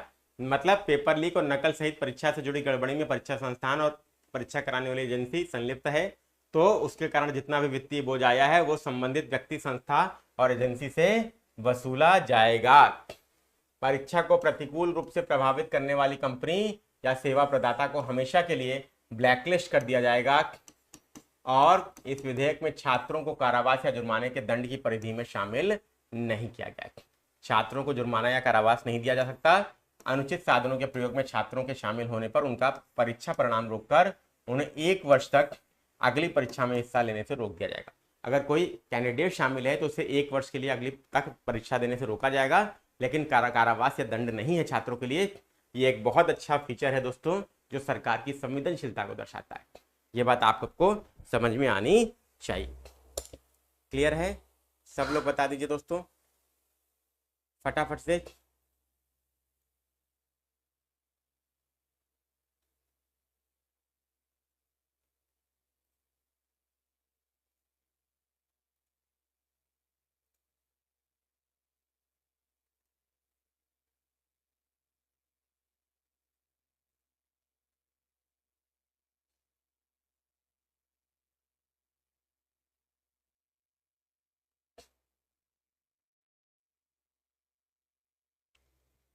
क्लियर? सभी दोस्तों को स्पष्ट है? चलिए, इंपॉर्टेंट है दोस्तों, याद रखिएगा, इससे प्रश्न आने की पूरी संभावना है। चलिए नेक्स्ट, पेड़ लगाओ पेड़ बचाओ वृक्षारोपण जन अभियान 2024। इसमें देखते हैं 20 जुलाई 2024 को मुख्यमंत्री ने एक दिन में प्रदेश में 36 करोड़ 50 लाख पौधारोपण का महाअभियान शुरू किया। एक दिन में 36 करोड़ 50 लाख समझ रहे हैं कितना बड़ा अमाउंट होता है? 36 करोड़ 50 लाख पौधारोपण किया गया दोस्तों। ये महाअभियान है। इस अभियान की शुरुआत हुई, मतलब एक दिन में प्रदेश में 36 करोड़ 50 लाख पौधारोपण महाअभियान का शुभारंभ किया गया। और कहां शुरू किया गया? लखनऊ में कुकरेल नदी तट पर सौमित्र वन में। इसको आपको याद रखना है, सौमित्र वन लखनऊ में कुकरेल नदी तट पर इसकी शुरुआत हुई। क्लियर? सब लोग नोट कर लीजिएगा, याद कर लीजिएगा, इंपॉर्टेंट है आपके एग्जाम के दृष्टिकोण से।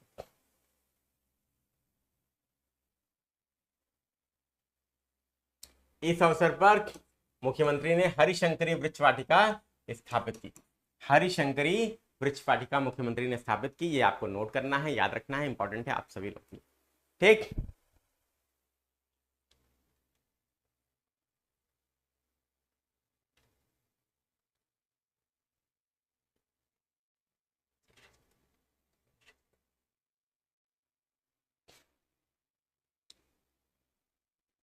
उत्तर प्रदेश सरकार का लक्ष्य 2027 तक 175 करोड़ पौधारोपण के माध्यम से 2030 तक प्रदेश के हरित आवरण को 9.23% से बढ़ाकर कितना करना? 15% करना। और ये बहुत इंपॉर्टेंट टारगेट है कि 2027 तक दोस्तों यूपी में पौधारोपण के माध्यम से 2030 तक प्रदेश के हरित आवरण को 9.23% से बढ़ाकर कितना करना? 15% करना। अब देखिए इंपॉर्टेंट चीज क्या है? इंपॉर्टेंट चीज ये है यहां पर कि 2027 तक हम 175 करोड़ क्या करेंगे? पौधारोपण कर लेंगे। लेकिन तुरंत तो क्या हो जाएगा? हमारा वृक्षारोपण बढ़ नहीं जाएगा, थोड़ा सा वृक्ष बड़ा होगा। तो 2030 तक जो हरित आवरण है हमारा वो 9.23% से बढ़कर कितना हो जाए? 15% हो जाए। ये प्रयास किया जा रहा है। क्लियर? ये एनवायरमेंट के पॉइंट ऑफ व्यू से भी बहुत इंपॉर्टेंट है। इसको नोट करिएगा, याद करिएगा, बहुत इंपॉर्टेंट।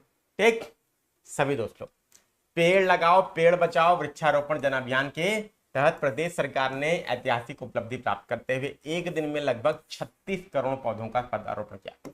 ठीक है, मैंने बताया था ना, विश्व रिकॉर्ड है 36 करोड़ 50 लाख, बहुत बड़ा अमाउंट होता है दोस्तों।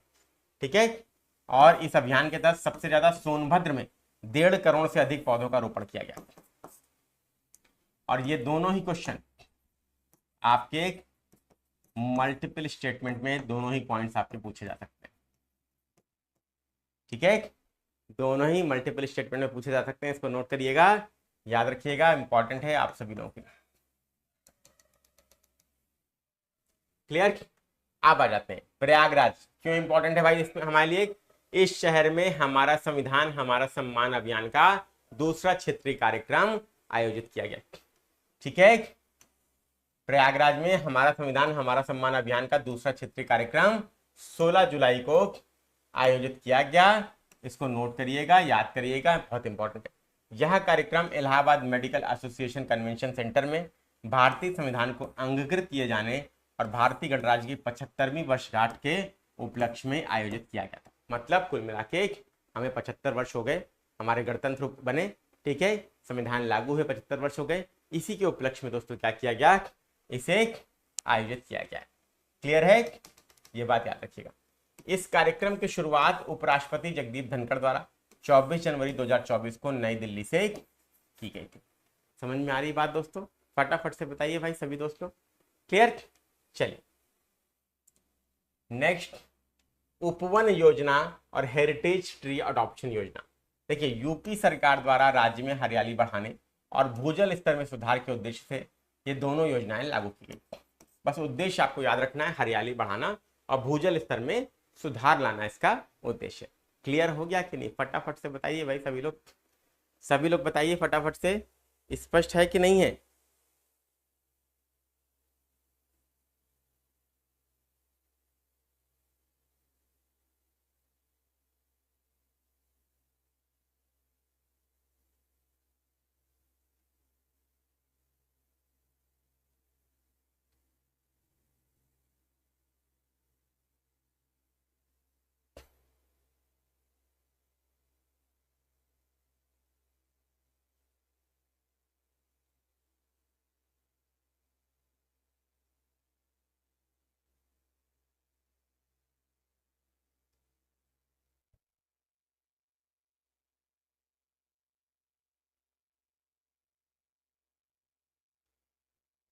चलिए सभी दोस्तों लोग, बहुत अच्छी बात है कि आप सब लोगों ने यहाँ पर सेशन को ज्वाइन किया। ठीक है, उपवन योजना, हेरिटेज ट्री योजना हरियाली बढ़ाने भूजल स्तर में सुधार के लिए है। ठीक है, उपवन योजना के तहत राज्य सरकार शहरों से लेकर गाँव में पार्कों, सड़कों के किनारे और अन्य स्थानों पर वृक्षारोपण के लिए पौधे और पेड़ों की कटिंग उपलब्ध कराएगी। हेरिटेज ट्री अडॉप्शन योजना के माध्यम से राज्य सरकार 948 विरासत वृक्षों का पोषण करेगी। ठीक, क्लियर है? सभी लोग बता दीजिए फटाफट से। चलिए अब नेक्स्ट आ जाते हैं मित्र वन स्कीम। मित्र वन स्कीम तो यूपी सरकार द्वारा वृक्षारोपण जन अभियान 2024 के तहत यूपी और पड़ोसी देश नेपाल की सीमा पर इसकी स्थापना की घोषणा की गई। तो मित्र वन स्कीम कहां पर? यूपी और नेपाल की सीमा पर। ठीक, इसकी स्थापना की घोषणा की गई है। इसके तहत क्या किया जाएगा दोस्तों? मित्र वन स्कीम के तहत बॉर्डर पर यूपी के क्षेत्रों में व्यापक वृक्षारोपण किया जाएगा, ये याद रखिएगा। इसके साथ साथ शक्ति वन, युवा वन और बाल वन जैसे विशेष वन भी स्थापित किए जाएंगे।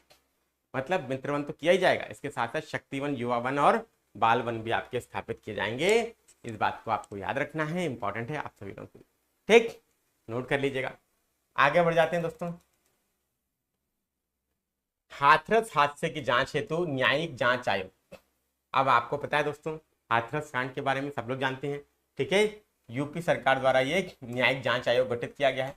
ठीक है, इसमें उत्तर इलाहाबाद उच्च न्यायालय के पूर्व न्यायाधीश ब्रजेश कुमार श्रीवास्तव आयोग के अध्यक्ष है और अन्य सदस्यों में पूर्व IAS अधिकारी हेमंत राव और पूर्व IPS अधिकारी भावेश कुमार सिंह भी शामिल है।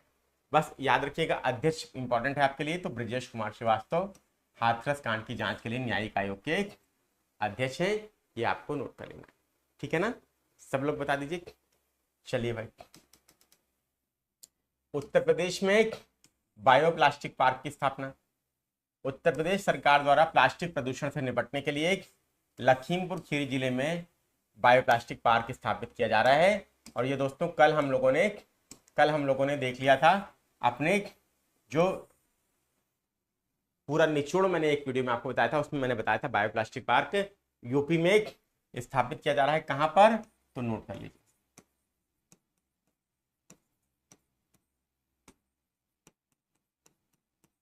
और दोस्तों याद रखिएगा, यहाँ पर जो भी लोग इस सेशन को देख रहे हैं, चाहे रिकॉर्डेड मोड में देखें चाहे लाइव मोड में देखें, आप लोग जब भी घटना चक्र आपके पास अवेलेबल हो, इस तरीके से जैसे मैं लिख रहा हूं ना, अपनी घटना चक्र में दाहिने साइड में लिख लीजिएगा। तो जब आप रिवाइज करेंगे तो फटाफट आपका रिवीजन हो जाएगा, आपको समय कम लगेगा। ठीक है, ये बात याद रखिएगा। क्लियर? लखीमपुर खीरी में बायोप्लास्टिक पार्क प्लास्टिक प्रदूषण से निपटने के लिए स्थापित किया गया और इस जिले के गोला गोकर्णनाथ तहसील के कुंभी गांव में स्थापित किया गया। तो याद रखिएगा, कुंभी गांव इंपॉर्टेंट है, इसको भी आप लोग याद रखेंगे। और ये सारे के सारे प्रश्न आपके मल्टीपल स्टेटमेंट के बहुत ही अच्छे से क्वेश्चन है। ठीक है, सभी लोग बताइए भाई, स्पष्ट हो रहा है कि नहीं हो रहा है?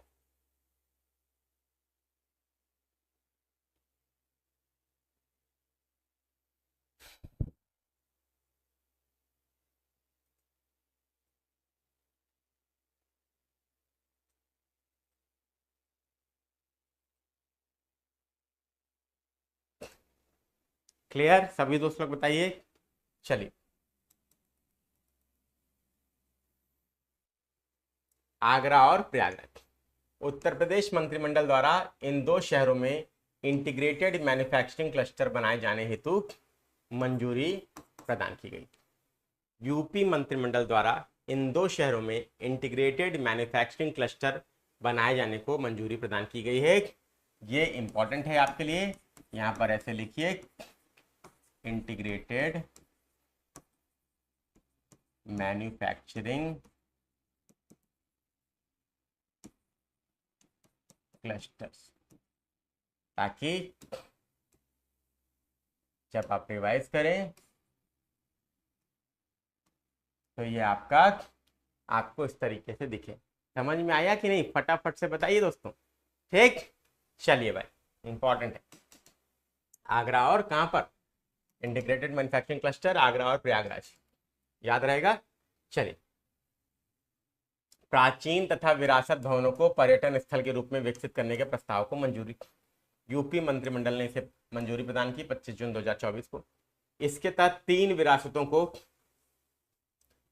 विरासत इमारतों को कोठी रोशन, उद्दौला लखनऊ, बरसाना जलमहल मथुरा और शुक्ला तालाब कानपुर देहात को पर्यटन स्थल के रूप में विकसित किए जाने के लिए चुना गया है। ठीक है ना। कौन कौन से 3 स्थल चुने गए हैं ये आपके लिए इंपॉर्टेंट है दोस्तों, ये बहुत इंपॉर्टेंट है आपके लिए। कौन कौन से 3 स्थल हैं? कोठी रोशन, उद्दौला लखनऊ, बरसाना जलमहल मथुरा, शुक्ला तालाब कानपुर देहात। ठीक है दोस्तों, क्लियर। और ये बरसाना तो आपको पता है दोस्तों, दादाजी की जन्मभूमि है। ठीक है। और मथुरा वृंदावन क्षेत्र में बरसाना भी दोस्तों बहुत ही पावन स्थल है। यहाँ पर जब भी आप लोग वृंदावन क्षेत्र जाइए तो वहाँ बरसाना जरूर जाइए। ठीक है। हालांकि ये मान्यता है कि जब माँ का बुलावा होता है तभी व्यक्ति पहुँच सकता है, अदरवाइज नहीं पहुँच सकता, लेकिन फिर भी प्रयास आदमी को करना चाहिए। ठीक है।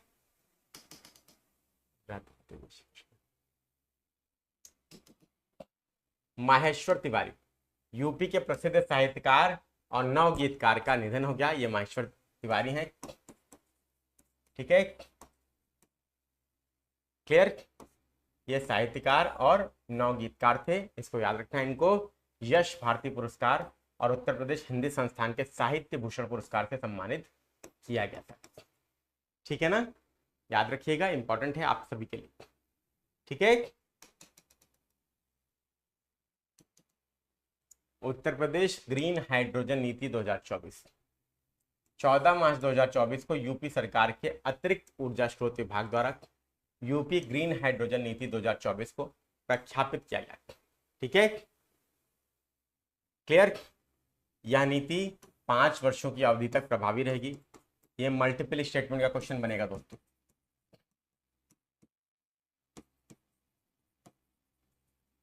मल्टीपल स्टेटमेंट का क्वेश्चन पूरा बनने की संभावना है, नोट कर लीजिएगा। ठीक है सभी लोग। अच्छा, जितने भी लोग दोस्तों देख रहे हैं, मेरी गुजारिश आप लोगों से है, एक बार सेशन को लाइक कर दीजिए।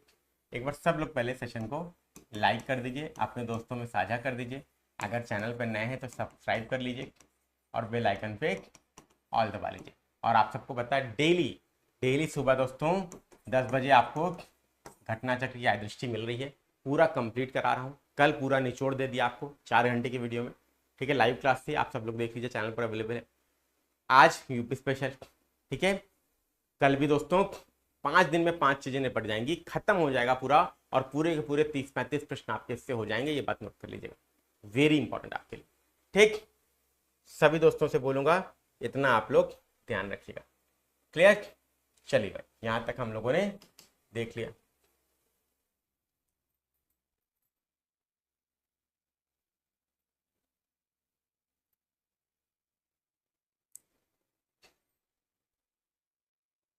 चलिए, इसके बाद यूपी ग्रीन हाइड्रोजन नीति 2024 के तहत उत्तर प्रदेश में 2028 तक green hydrogen, green ammonia 1 million metric ton प्रतिवर्ष उत्पादन क्षमता प्राप्त करने का लक्ष्य निर्धारित किया गया।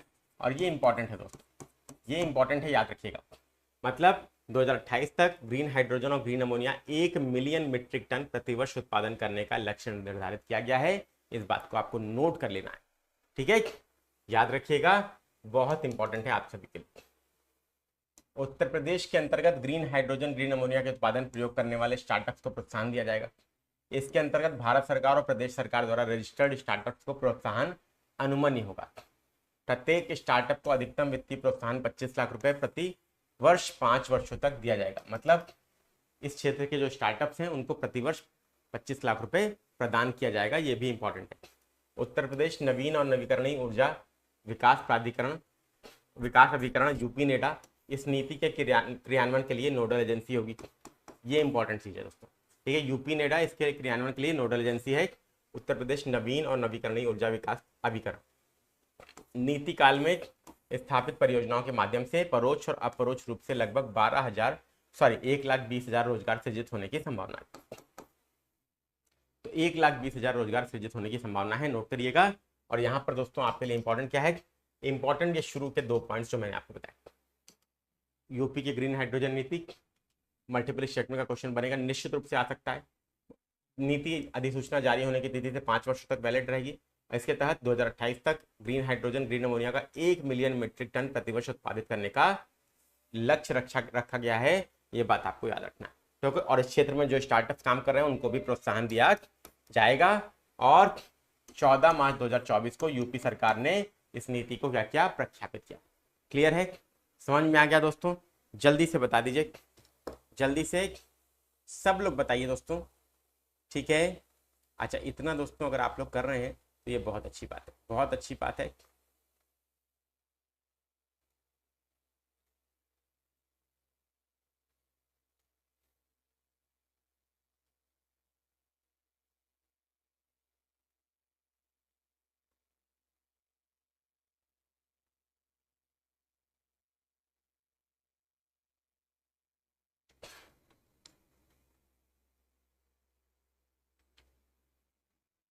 क्लियर है दोस्तों? ठीक है, चलिए।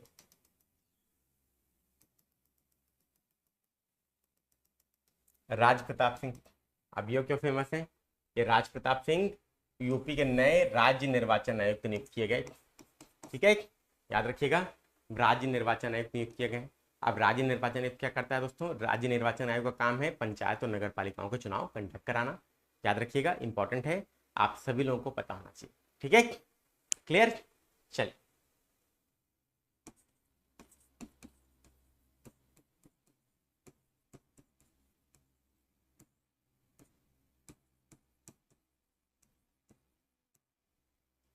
राजकुमार विश्वकर्मा उत्तर प्रदेश के मुख्य सूचना आयुक्त नियुक्त किए गए। ठीक है, chief information commissioner of UP. ऐसे बस आपको नोट करते जाना है साथ में। ठीक है, कार्यकाल क्या होगा? 3 साल या 65 साल की आयु तक जो भी पहले हो वो आपका रहेगा। ठीक है, क्लियर हो रहा है कि नहीं? फटाफट से बताइएगा आप लोग, फटाफट से सभी दोस्त लोग बता दीजिए। ठीक है, मुख्यमंत्री युवा उद्यमी विकास अभियान योजना।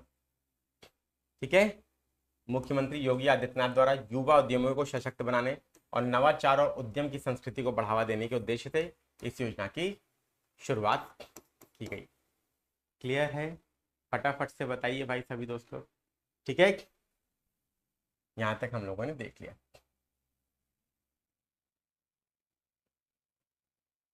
इस योजना के तहत दोस्तों राज्य सरकार का लक्ष्य प्रतिवर्ष 1 लाख रुपए युवा उद्यमियों को 5 लाख रुपए तक की परियोजनाओं के लिए ब्याज मुक्त ऋण दिया जाएगा। ठीक है, ये ऊपर आ भी चुका है दोस्तों, ऊपर हम लोगों ने ये देख भी लिया है। ठीक है, मुख्यमंत्री युवा उद्यमी कार्यक्रम या योजना। ठीक है, ये प्रतिवर्ष 1 लाख युवा उद्यमियों को क्या किया जाएगा? लोन दिया जाएगा 5 लाख रुपए तक की सीमा तक का। ठीक है, और यह अभिनव योजना राज्य भर में शिक्षित और कुशल युवाओं को सशक्त बनाने, स्वरोजगार के अवसर प्रदान करने, नए एमएसएमई की स्थापना को बढ़ावा देने के लिए शुरू की गई। ठीक है, नए एमएसएमई की स्थापना को बढ़ावा देने को शुरू की गई है। नोट करिएगा, याद करिएगा, बहुत इंपॉर्टेंट है आप सभी के लिए। क्लियर है? चलिए, वेरी गुड, बहुत अच्छी। दक्षिण एशिया का सबसे बड़ा गोला बारूद और मिसाइल कॉम्प्लेक्स कहां पर खोला गया? तो प्रमुख निजी क्षेत्र के रक्षा निर्माता अदानी डिफेंस एंड एरोस्पेस द्वारा कानपुर उत्तर प्रदेश में क्या किया गया? दक्षिण एशिया का सबसे बड़ा गोला बारूद और मिसाइल कॉम्प्लेक्स खोला गया। कहां पर? तो कानपुर। नोट कर लीजिएगा ऐसे। ठीक है, दक्षिण एशिया का सबसे बड़ा है गोला बारूद और मिसाइल कॉम्प्लेक्स। ठीक है, कानपुर उत्तर प्रदेश में। किसका है ये? तो Adani defence and aerospace company, इनके द्वारा खोला गया है। और याद रखिएगा, और अगर इनके द्वारा खोला गया है तो निश्चित रूप से आप सबके लिए फायदेमंद है, क्योंकि रोजगार प्रत्यक्ष और अप्रत्यक्ष दोनों रूप से क्रिएट होगा। ठीक, इसमें गोला बारूद और मिसाइलों के निर्माण के लिए 2 मेगा सुविधाओं का उद्घाटन किया गया, और ये अत्याधुनिक सुविधाएं भारत में निजी क्षेत्र की अपनी तरह की पहली है। बस पहली चीज आपके लिए इंपॉर्टेंट है, कहाँ खोला गया? तो याद रखिएगा, कानपुर उत्तर प्रदेश। अदानी डिफेंस का है, Adani defence and aerospace company. Clear भैया? सेशन को एक बार आप सब लोग दोस्तों के बीच में साझा कर दीजिए। ठीक है, फिर से बोलूंगा। ठीक है, पसंद आ रहा है तो लाइक करिएगा, अदरवाइज मैं नहीं फोर्स नहीं कर सकता आपको, ठीक है। और ज़्यादा से ज़्यादा लोग तक पहुँचाइएगा, क्योंकि करंट अफेयर आपको पढ़ना कैसे है दोस्तों, ये तरीका अगर आपने अपना लिया जो मैं बता रहा हूँ, तो वास्तव में एक भी प्रश्न आपका रुकेगा नहीं दोस्तों। करंट घटना चक्र दृष्टि तो सब लोग पढ़ते हैं, लेकिन सबका प्री नहीं निकलता। सबका प्री क्यों नहीं निकलता? सबका प्री इसलिए नहीं निकलता दोस्तों क्योंकि इस तरीके से आप नहीं पढ़ रहे हैं। समझ में आ रही बात? ठीक है, तो ये सीरीज चैनल पर फॉलो करिए, पूरी प्लेलिस्ट बना दूंगा, क्या इनफैक्ट बना भी दी है, उसको फॉलो कर लीजिए, उसी से काम हो जाएगा। ठीक है, क्लियर?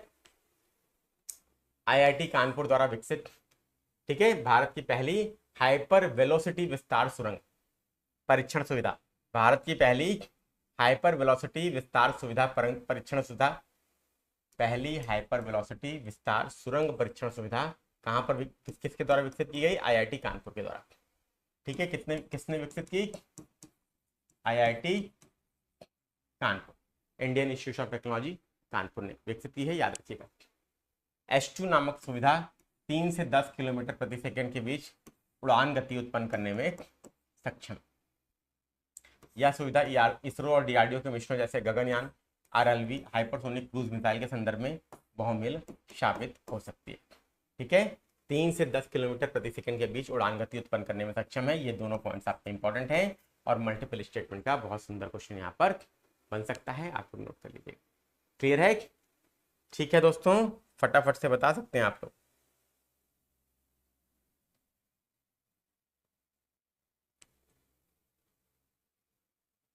युवा उद्यमी विकास अभियोजना यह हो चुका, हम लोग कर चुके हैं भाई, बार बार आ रहा है ये, ठीक है, कोई मतलब नहीं। वाराणसी 23 फरवरी 2024 को पीएम मोदी ने वाराणसी में हरित जलमार्ग पहलों का उद्घाटन किया। ठीक, हरित जलमार्ग पहले ये वाराणसी में उद्घाटन किया गया इनका। 2 हाइब्रिड इलेक्ट्रिक कैटामरन पोत तथा एमवी गुह और एमवी निषाद राज को राष्ट्र को समर्पित किया गया। ये आप लोग पोत के नाम याद रखिएगा।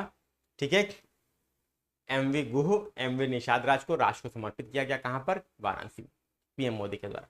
ठीक है, इन पोतों का निर्माण किसने किया है? कोचिन शिपयार्ड लिमिटेड ने किया है। ठीक, कोचिन शिपयार्ड लिमिटेड ने किया है, नोट करिएगा। ठीक है, यह मल्टीपल स्टेटमेंट के लिए इंपॉर्टेंट है।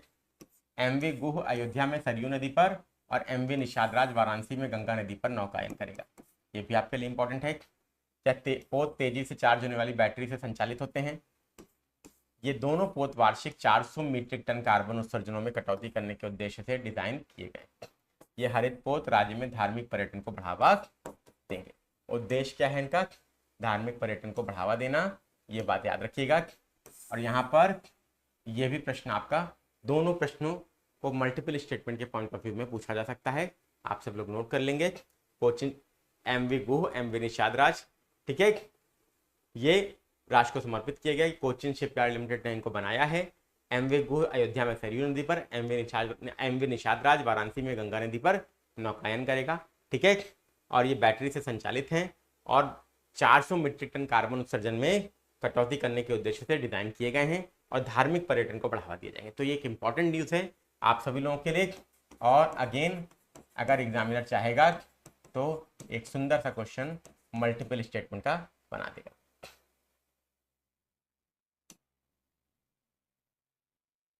श्री कल्की धाम मंदिर का शिलान्यास किया गया 19 फरवरी 2024 को। पीएम मोदी ने संभल उत्तर प्रदेश में श्री कल्की धाम मंदिर का भूमि पूजन और शिलान्यास किया। ठीक है, कल्की धाम मंदिर का भूमि पूजन और शिलान्यास किया गया पीएम मोदी के द्वारा। ठीक है, कहां पर किया गया? संभल उत्तर प्रदेश में। ठीक है, और कल मैंने बताया था, कल भी ये न्यूज़ हम लोगों ने कवर किया था। और श्री कल्की जो हैं वो भगवान श्री हरि विष्णु के दशावतार अर्थात 10वें अवतार होंगे, जिनका कलयुग में अवतार होगा। ठीक है, जो कली से लड़ने के लिए आएंगे और धर्म की स्थापना करेंगे। ठीक है, ये धार्मिक मान्यताएं हमारा, ये हमें सबको पता है और पता नहीं है तो पता होना चाहिए। इसका निर्माण श्री कल्की धाम निर्माण ट्रस्ट द्वारा किया जाएगा। इसके चेयरमैन आचार्य प्रमोद कृष्णन हैं और ये कांग्रेस के नेता भी हैं, ये बात आपको याद रखिएगा। ये श्री कल्की को भगवान विष्णु का 10वां और अंतिम महाअवतार माना जाता है, ये देखिए यहाँ पर लिखा भी है। और श्री कल्की पुराण के अनुसार कलयुग के चौथे चरण में भगवान विष्णु का कल्की अवतार होंगे। ठीक है, क्लियर है कि नहीं? जल्दी से बता दीजिए सभी लोग, सब लोग बताइए स्पष्ट है कि नहीं है? सभी लोग बताइए फटाफट से।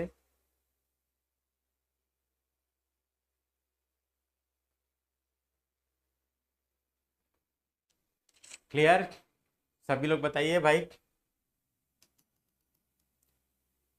डॉक्टर राजेंद्र प्रसाद राष्ट्रीय विधि विश्वविद्यालय 16 फरवरी 2024 को प्रयागराज उत्तर प्रदेश में डॉक्टर राजेंद्र प्रसाद राष्ट्रीय विधि विश्वविद्यालय का उद्घाटन किया गया। ये आपको पता होना चाहिए कहां पर खोला गया, तो प्रयागराज। ठीक, इंपॉर्टेंट है, आप सभी दोस्तों के लिए ध्यान दीजिएगा। इसके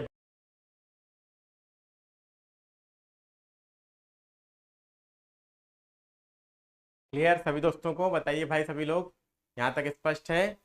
चलिए, आप याद रखिएगा, यूपी के मुख्यमंत्री योगी आदित्यनाथ के साथ इस विश्वविद्यालय का उद्घाटन किया गया। डीवाई चंद्रचूड़ ने मुख्यमंत्री के साथ, भारत के मुख्य न्यायाधीश हैं, उन्होंने यूपी के मुख्यमंत्री योगी आदित्यनाथ के साथ इसका उद्घाटन किया। इस विश्वविद्यालय का नामकरण भारत के प्रथम राष्ट्रपति डॉक्टर राजेंद्र प्रसाद के नाम पर किया गया है। ठीक है, यूपी राष्ट्रीय विधि विश्वविद्यालय प्रयागराज की स्थापना 2020 में की गई थी दोस्तों।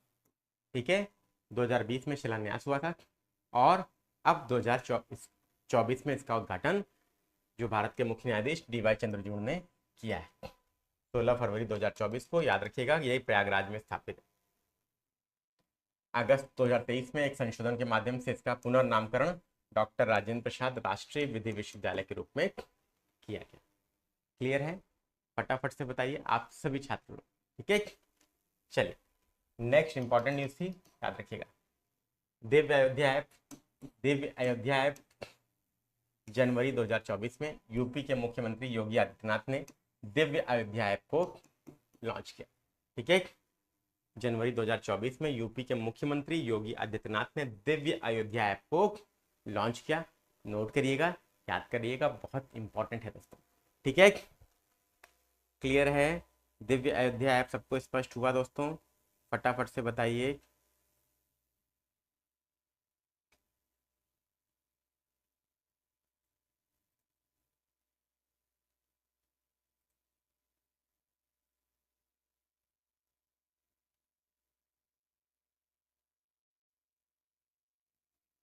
क्लियर, चलिए, दिव्य अयोध्या ऐप को लॉन्च किया गया जनवरी 2024 में। इस ऐप को अयोध्या आने वाले पर्यटकों के लिए लॉन्च किया गया है। ठीक है, जो पर्यटक अयोध्या आएंगे ये उनके लिए लॉन्च किया गया है। इस बात को नोट कर लीजिएगा, याद कर लीजिएगा, बहुत इंपॉर्टेंट है आप सभी के लिए। ठीक है, इस मोबाइल एप्लीकेशन के माध्यम से अयोध्या में पर्यटन स्थलों और धार्मिक स्थलों की जानकारी प्राप्त होगी। ठीक है, तो दिव्य अयोध्या ऐप जो है वो पर्यटकों के लिए लॉन्च किया गया है और इसके माध्यम से अयोध्या में पर्यटन स्थलों और धार्मिक स्थलों की जानकारी दी जाएगी पर्यटकों को। ये बात इंपॉर्टेंट है। तो एप्लीकेशन का मतलब होता है जो आपको फैसिलिटेट करे, सुविधा प्रदान करे। एप्लीकेशन का बेसिक उद्देश्य यही होता है। ठीक है, एमएसएमई में उत्तर प्रदेश शीर्ष 3 राज्यों में शामिल हो गया है। ठीक है, मतलब micro small and medium enterprise में यूपी शीर्ष 3 स्थलों में शामिल हो गया है। इसको नोट कर लीजिएगा, याद कर लीजिएगा, इंपॉर्टेंट है। ठीक है, चलिए, जनवरी 2024 में वाणिज्यिक रियल एस्टेट सेवाओं और निवेश से संबंधित कंपनी सीबीआरई ने भारत में सूक्ष्म, लघु और मध्यम उद्योगों के संदर्भ में एक रिपोर्ट जारी की। तो जारी रिपोर्ट किसने की है? तो सीबीआरई ने। ये आपके लिए इंपॉर्टेंट है। ठीक है, सीबीआरई ने क्या किया है? रिपोर्ट जारी किया है। यहां पर लिखिए, सीबीआरई द्वारा रिपोर्ट जारी। ठीक है, इस तरीके से लिखिएगा। ठीक है, क्योंकि रिपोर्ट किसने जारी की ये भी एग्जाम में पूछा जाता है दोस्तों, नोट करिएगा। ठीक है, सीबीआरई ने जारी किया। इसके अनुसार भारत में उद्यम पोर्टल के अंतर्गत कुल पंजीकृत एमएसएमई के संदर्भ में 9% की हिस्सेदारी के साथ यूपी देश में तीसरे स्थान पर है। मतलब जितने रजिस्टर्ड एमएसएमई हैं उनकी हिस्सेदारी के संदर्भ में यूपी देश में तीसरे स्थान पर है। इस बात को आप लोग याद रखिएगा, ये आपके लिए इंपॉर्टेंट है। ये आप सभी लोगों के लिए इंपॉर्टेंट है, आप लोग नोट करिएगा।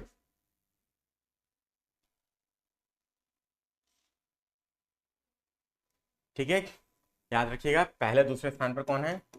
तो महाराष्ट्र और तमिलनाडु। ठीक है, पहले दूसरे स्थान पर कौन है? तो महाराष्ट्र और तमिलनाडु है। इसको नोट करिएगा, याद करिएगा, इंपॉर्टेंट है आपके एग्जाम के लिए। तो एमएसएमई के संदर्भ में देश में जो 9% हिस्सेदारी किसकी है, यूपी की है, ठीक है। यूपी तीसरे स्थान पर है और पहले नंबर पर महाराष्ट्र है और दूसरे नंबर पर तमिलनाडु है, ये भी इंपॉर्टेंट है। रिपोर्ट किसने जारी की, तो सीबीआरई ने जारी की, ध्यान दीजिएगा, ठीक है। इस रिपोर्ट का शीर्षक क्या है, MSME unleashing the engine of economic prosperity. ये आपको विषय भी याद रखना है और इस रिपोर्ट से मेरे को लगता है एग्जाम में इस बार क्वेश्चन आ सकता है, ठीक है। पर्टिकुलरली आप सभी लोगों को बताऊंगा, ठीक है।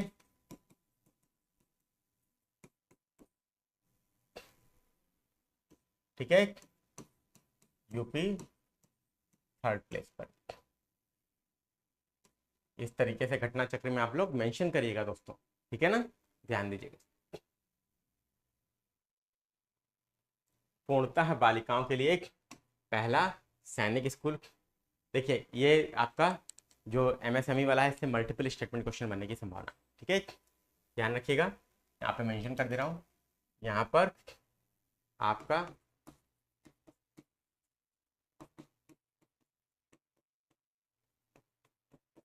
एनोटेशन वाली पीडीएफ एप्लीकेशन से ले लीजिएगा आप सभी लोग, इंपॉर्टेंट है।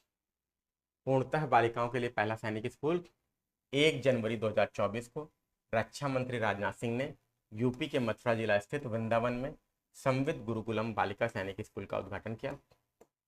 याद रखिएगा,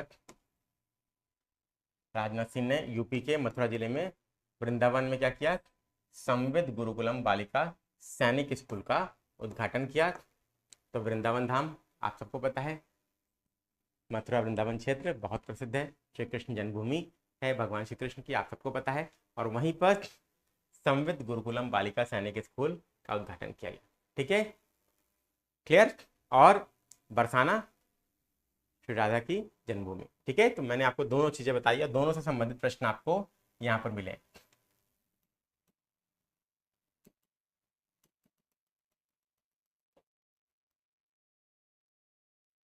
अब इसकी विशेषता क्या है दोस्तों, यह पूर्णतः बालिकाओं के लिए पहला सैनिक स्कूल है, ठीक है। इसका उद्घाटन सभी राज्यों के शासित प्रदेशों में एनजीओ, निजी या राज्य सरकारी विद्यालयों के साथ साझेदारी में 100% सैनिक स्कूलों की स्थापना, 100 सैनिक स्कूलों की स्थापना की पहल के तहत किया गया है। देखिए ये जो स्थापित हुआ है, ये पूरे देश में 100 सैनिक स्कूल राज्य सरकारों, निजी क्षेत्रों और गैर सरकारी संगठनों की साझेदारी से स्थापित करने की योजना है केंद्र सरकार की। उसके तहत ये भारत में उत्तर प्रदेश में वृंदावन क्षेत्र में ये पहला बालिका सैनिक स्कूल खोला गया। इसको नोट कर लीजिएगा आप सभी लोग, इंपॉर्टेंट। पीएम मोदी की अयोध्या यात्रा 30 दिसंबर 2023 को अयोध्या का उन्होंने दौरा किया। उन्होंने पुनर्विकसित अयोध्या धाम जंक्शन रेलवे स्टेशन का उद्घाटन किया। उन्होंने नई अमृत भारत ट्रेनों एवं वंदे भारत ट्रेनों को हरी झंडी दिखाई, जिसमें दरभंगा अयोध्या आनंद विहार टर्मिनल अमृत भारत एक्सप्रेस देश की पहली अमृत भारत ट्रेन भी शामिल, मतलब देश की पहली अमृत भारत ट्रेन भी यहाँ से उन्होंने रवाना की, ठीक है। दरभंगा अयोध्या आनंद विहार टर्मिनल अमृत भारत एक्सप्रेस देश की पहली अमृत भारत ट्रेन है, इसको भी यहाँ से रवाना किया गया। क्लियर हो गया कि नहीं, फटाफट से बताइए, ठीक है।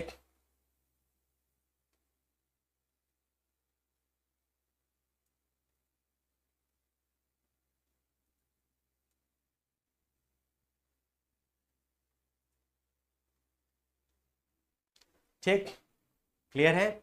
चलिए यहाँ पर दोस्तों पीएम मोदी ने एक नवनिर्मित हवाई अड्डे का भी उद्घाटन किया। इस हवाई अड्डे का नाम क्या रखा गया दोस्तों, महर्षि वाल्मीकि अंतर्राष्ट्रीय हवाई अड्डा। इसको याद रखिएगा, ये भी एग्जाम में आपके आ सकता है। तो देश की पहली Amrit Bharat train, Darbhanga Ayodhya Anand Vihar terminal Amrit Bharat express plus Ayodhya हवाई अड्डा जिसका नाम है महर्षि वाल्मीकि अंतर्राष्ट्रीय हवाई अड्डा, इन दोनों का उद्घाटन किया गया पीएम मोदी के द्वारा, ठीक है। अयोध्या इंपॉर्टेंट है, इस बार क्वेश्चन आएगा दोस्तों अयोध्या से। भगवान श्री राम की जन्मभूमि है, आप सबको पता है, और श्री राम जी का भगवान श्री राम का भव्य राम मंदिर भी निर्मित हो चुका है दोस्तों। नवनिर्मित श्री राम मंदिर तक पहुंच को बढ़ाने के लिए पीएम मोदी ने अयोध्या में 4 नव विकसित सड़कों अर्थात रामपथ, भक्तिपथ, धर्मपथ और श्री राम जन्मभूमि पथ का भी उद्घाटन किया, ठीक है। तो जब आप अयोध्या जाएंगे तो आपको 4 नव विकसित सड़कें मिलेंगी, रामपथ, भक्तिपथ, धर्मपथ और श्री राम जन्मभूमि पथ, ठीक है, याद रखिएगा, इंपॉर्टेंट है। काशी तमिल संगमम 17 से 30 दिसंबर 2023 तक इसका आयोजन वाराणसी में किया गया। ठीक है, कहाँ आयोजन किया गया? तो वाराणसी में आयोजित किया गया। इसको नोट कर लीजिएगा, याद कर लीजिएगा, इंपॉर्टेंट है। ये द्वितीय संस्करण था इसका। प्रथम 2022 में आयोजित किया गया था। इसका आयोजन कहाँ पर हुआ दोस्तों? 17 दिसंबर 2023 को नमो घाट वाराणसी में पीएम मोदी ने इसका उद्घाटन किया। इस अवसर पर पीएम ने थिरुकुरल, मणिमेकलाई और अन्य उत्कृष्ट तमिल साहित्य का बहुभाषा और ब्रेल अनुवाद जारी किया। तो थिरुकुरल याद रखिएगा, मणिमेकलाई और थिरुकुरल आपके हिस्ट्री में पूछे जाते हैं क्वेश्चन, तमिल साहित्य के। ये आपके लिए इंपॉर्टेंट है हिस्ट्री के पॉइंट ऑफ व्यू से भी। ठीक है,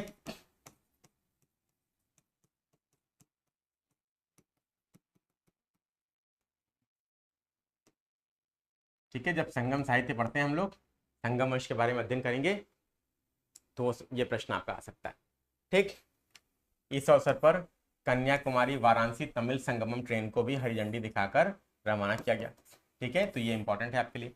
कन्याकुमारी वाराणसी तमिल संगमम ट्रेन को हरी झंडी दिखाकर रवाना किया गया। ये इंपॉर्टेंट है आप सभी लोगों के लिए। ठीक, इसका आयोजन केंद्रीय शिक्षा मंत्रालय द्वारा अन्य मंत्रालयों जैसे संस्कृति, कपड़ा, रेलवे, पर्यटन, खाद्य प्रसंस्करण, सूचना और प्रसारण आदि और उत्तर प्रदेश सरकार के सहयोग से किया गया। इसका आयोजन कैसे किया गया? किसके द्वारा? तो केंद्रीय शिक्षा मंत्रालय द्वारा अन्य मंत्रालयों के साथ संस्कृति मंत्रालय, कपड़ा मंत्रालय, रेलवे मंत्रालय, पर्यटन मंत्रालय, खाद्य प्रसंस्करण, सूचना प्रसारण मंत्रालय और यूपी सरकार के सहयोग से किया गया काशी तमिल संगमम का आयोजन। ठीक, इस कार्यक्रम के लिए तमिलनाडु में आईआईटी मद्रास को और यूपी में बीएचयू को कार्यान्वयन एजेंसी नामित किया गया था। ठीक है, जो कार्यान्वयन की नोडल एजेंसी कौन थी? तो आपका यूपी में बीएचयू और तमिलनाडु में आईआईटी मद्रास। ठीक है, स्वरवेद महामंदिर का उद्घाटन, ठीक है, कहां पर हुआ? तो वाराणसी में। क्लियर? पीएम मोदी ने वाराणसी में स्वरवेद महामंदिर का उद्घाटन किया। ठीक, 7 मंजिला ये मंदिर, इसकी ऊंचाई कितनी है? 180 फीट है ऊंचाई, याद रखिएगा। इस महामंदिर की संगमरमरी दीवारों पर स्वरवेद के 4000 दोहे लिखे हैं। वेद, उपनिषद, रामायण, गीता, महाभारत आदि ग्रंथों के लिए दिव्य संदेश भी इसमें चित्र के जरिए उकेरे गए हैं, याद रखिएगा। वेद, उपनिषद, रामायण, गीता और महाभारत आदि ग्रंथों के दिव्य संदेश भी इसमें चित्रों के जरिए उकेरे गए हैं। नोट कर लीजिएगा, याद कर लीजिएगा, इंपॉर्टेंट है दोस्तों। ठीक है, स्वरवेद मंदिर वाराणसी में आ सकता है।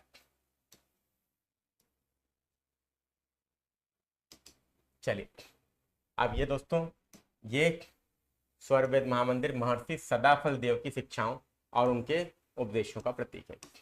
महर्षि सदाफल देव की शिक्षाओं और उनके उपदेशों का प्रतीक है। इस महामंदिर को विश्व का सबसे बड़ा ध्यान केंद्र, लार्जेस्ट मेडिटेशन सेंटर कहा जा रहा है। तो ये आपके लिए फैक्ट इंपॉर्टेंट है जो एग्जाम में आ सकता है। विश्व का सबसे बड़ा ध्यान केंद्र, इसको ध्यान रखिएगा। स्वरवेद एक आध्यात्मिक ग्रंथ है जो विहंगम योग संस्थान के प्रणेता संत सदाफल देव जी द्वारा लिखा गया है।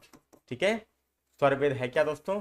एक आध्यात्मिक ग्रंथ है जो विहंगम योग संस्थान के प्रणेता संत सदाफल देव द्वारा लिखा गया है। आपकी परीक्षा में पूछा जा सकता है, आप लोग याद रखिएगा।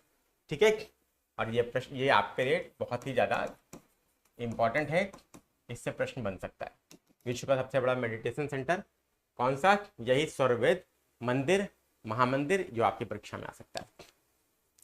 Lake queen cruise, lake queen cruise 15 दिसंबर 2023 को मुख्यमंत्री ने गोरखपुर स्थित रामगढ़ ताल में लेक क्वीन क्रूज का उद्घाटन किया। मैंने बोला ना, सारी इंपॉर्टेंट परियोजनाएं आप देखिएगा गोरखपुर में जा रही हैं। क्यों? क्योंकि सीएम का क्षेत्र है। ठीक है, तो स्वाभाविक सी बात है, वह कोई भी सीएम रहता है तो अपने क्षेत्र का सबसे पहले ध्यान देता है। ठीक है, अत्याधुनिक सुविधाओं से युक्त यह क्रूज 2 मंजिला है। उत्तर प्रदेश में इनलैंड वाटरवे अथॉरिटी के गठन के माध्यम से राप्ती, सरयू, यमुना और गंगा नदी में क्रूज सेवा को बढ़ावा दिया जा रहा है। कौन कौन सी नदियों में? राप्ती, सरयू, यमुना और गंगा में क्रूज सेवा को बढ़ावा दिया जा रहा है। इसको आपको याद रखना है। क्लियर? 42वां रामायण मेला 14 दिसंबर 2023 को 42वें रामायण मेले का शुभारंभ किया गया। इसका समापन 19 दिसंबर 2023 को हुआ। उत्तर प्रदेश सरकार और रामायण मेला समिति के सहयोग से प्रतिवर्ष इस मेले का आयोजन किया जाता है। ठीक है, ये कहां पर हुआ? अयोध्या में। ये आपके लिए इंपॉर्टेंट है दोस्तों। प्रतिवर्ष अयोध्या में, याद रखिएगा, रामायण मेला आयोजित किया जाता है। किसके सहयोग से? यूपी सरकार और रामायण मेला समिति के सहयोग से। अयोध्या में रामायण मेला की शुरुआत 1982 में तत्कालीन मुख्यमंत्री श्रीपति मिश्र ने की थी, और ये आपके लिए इंपॉर्टेंट भी है। ठीक, सभी लोग ध्यान दीजिए। उत्तर प्रदेश अंतर्देशीय जलमार्ग प्राधिकरण, ठीक है, देखिए, अंतर्देशीय जलमार्ग प्राधिकरण नवंबर 2023 में उत्तर प्रदेश विधानसभा द्वारा उत्तर प्रदेश अंतर्देशीय जलमार्ग प्राधिकरण विधेयक को पारित किया गया। ठीक है, और 7 दिसंबर को राज्यपाल ने अनुमति प्रदान कर दी। उसके बाद यूपी अंतर्देशीय जलमार्ग प्राधिकरण अधिनियम 2023 के रूप में अधिनियमित हो गया। ये अधिनियम, इसने क्या किया? इसने एक महत्वपूर्ण काम किया। इसने यूपी अंतर्देशीय जलमार्ग प्राधिकरण का गठन कर दिया। ठीक है, उत्तर प्रदेश अंतर्देशीय जलमार्ग प्राधिकरण का गठन इसका उद्देश्य था। इस प्राधिकरण के अध्यक्ष के रूप में मुख्यमंत्री या तो परिवहन मंत्री को नामित करेंगे, या तो मुख्यमंत्री अध्यक्ष रहेंगे, इसके अध्यक्ष रहेंगे, और या तो परिवहन मंत्री रहेंगे। अंतर्देशीय जलमार्ग, पोत परिवहन और नौ परिवहन, बंदरगाह, समुद्री मामलों से संबंधित विषयों में विशेषज्ञता रखने वाले व्यक्तियों में से किसी को मुख्यमंत्री नियुक्त करेंगे। ठीक है, तो अध्यक्ष कौन बनेगा? तो या तो सीएम रहेंगे, या तो परिवहन मंत्री, और या तो परिवहन से संबंधित क्षेत्र में ज्ञान रखने वाला विशेष व्यक्ति मुख्यमंत्री द्वारा नामित किया जाएगा अध्यक्ष के रूप में। ठीक है, याद रखिएगा। इसका काम क्या है? यूपी में गंगा, यमुना, राप्ती और सरयू नदियों में कुल 11 राष्ट्रीय जलमार्ग स्थित हैं। ठीक है, यूपी में कुल 11 राष्ट्रीय जलमार्ग स्थित हैं। याद रखिएगा, ये आपके लिए इंपॉर्टेंट है। नदियों में जो क्रूज सेवा चलाई जा रही है वो भी इसी प्राधिकरण के द्वारा चलाई जा रही है, गंगा, यमुना, राप्ती और सरयू में, जो अभी हम लोगों ने देखा था। ठीक है, लेक ट्विन क्रूज गोरखपुर में, ठीक है, रामगढ़ताल में। ठीक, यूपी में कितने राष्ट्रीय जलमार्ग हैं? तो 11। ये आपकी परीक्षा में आ सकता है, गंगा, यमुना और अन्य नदियों को मिलाकर। पहला दूरसंचार उत्कृष्टता केंद्र कहां पर खोला गया? तो सहारनपुर में। सहारनपुर में पहला आपका दूरसंचार उत्कृष्टता केंद्र आपका स्थापित किया है। ठीक है, क्या देश का पहला ऐसा केंद्र होगा? दूरसंचार उत्कृष्टता केंद्र, टेलीकॉम सेंटर ऑफ एक्सीलेंस, या केंद्र सहारनपुर स्थित IIT रुड़की के परिसर में स्थापित किया जाएगा। यह केंद्र 5G को आर्टिफिशियल इंटेलिजेंस से संबद्ध करने और 6G को लॉन्च करने पर शोध संचालित करेगा। इसका उद्देश्य क्या है? 5G को आर्टिफिशियल इंटेलिजेंस से क्या करेगा? संबद्ध करेगा, और शोध करने के लिए बेसिकली, और 6G को लॉन्च करने पर शोध करने के लिए काम करेगा। बेसिकली 5G को आर्टिफिशियल इंटेलिजेंस से जोड़ेगा और 6G को लॉन्च करने पर रिसर्च करेगा, शोध करेगा। ये इसका उद्देश्य है। IIT रुड़की परिसर में स्थापित किया गया है, और सहारनपुर नोट कर लीजिएगा, इंपॉर्टेंट है आप सभी लोग के लिए।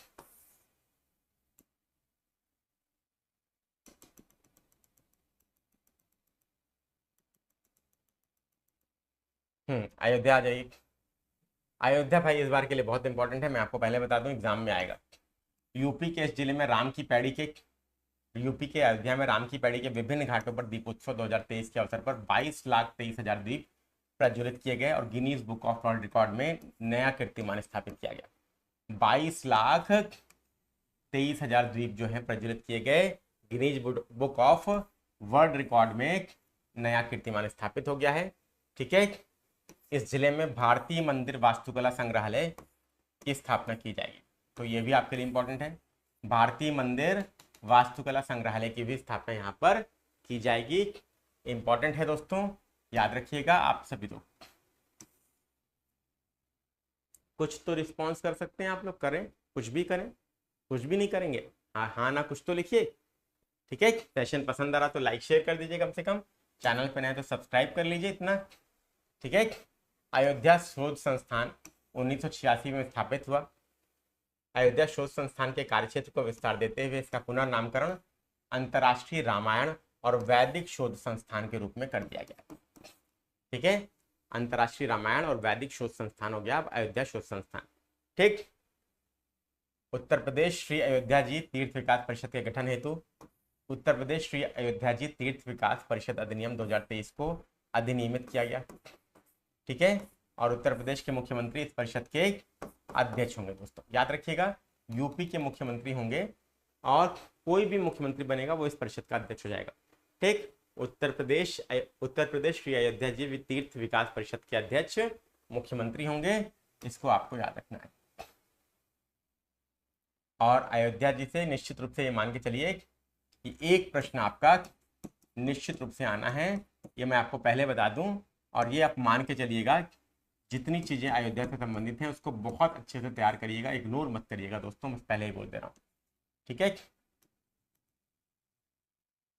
चलिए, प्रदेश में जनजाति संग्रहालय, ये आपका यूपी के मिर्जापुर, सोनभद्र और महाराजगंज जिले में ट्राइबल म्यूजियम की स्थापना की जाएगी। कहाँ कहाँ पर? तो मिर्जापुर, ठीक है, दूसरा सोनभद्र और तीसरा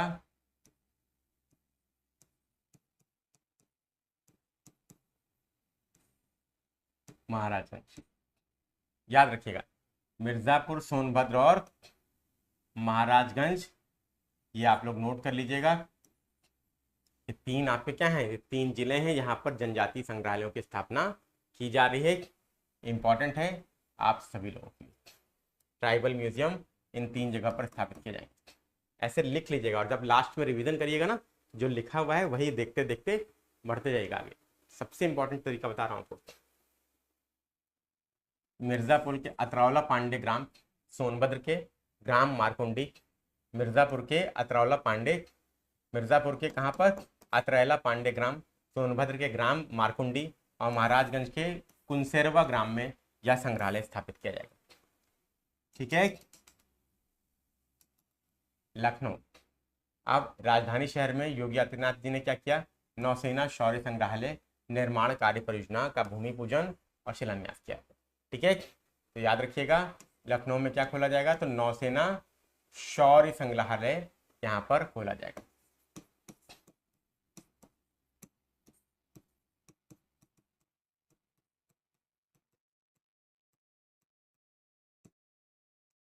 ठीक है, नौसेना शौर्य संग्रहालय यहाँ पे आपका स्थापित किया जाएगा। क्लियर? यह संग्रहालय आदि गंगा गोमती नदी के तट पर बनाया जा रहा है।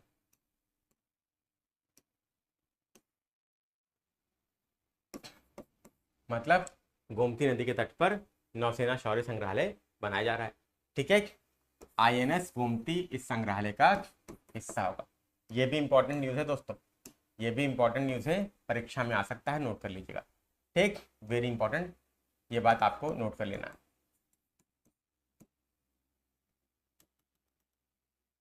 उत्तर प्रदेश के इस राजधानी शहर में अमृत महोत्सव के तहत 50,000 ग्राम पंचायतों में डिजिटल लेन देन को बढ़ावा देने हेतु समर्थ अभियान की शुरुआत की गई। ये भी एक अच्छा क्वेश्चन है। समर्थ अभियान शुरू किया गया 50,000 ग्राम पंचायतों में डिजिटल लेन देन को बढ़ावा देने के लिए। ठीक है, कौन सा अभियान? तो समर्थ अभियान। ठीक है, सब लोग नोट कर लीजिएगा, समर्थ अभियान इंपॉर्टेंट है। डिजिटल लेन देन को बढ़ावा देने के लिए 50,000 ग्राम पंचायतों में 25 मई 2023 को समर्थ अभियान की शुरुआत हुई।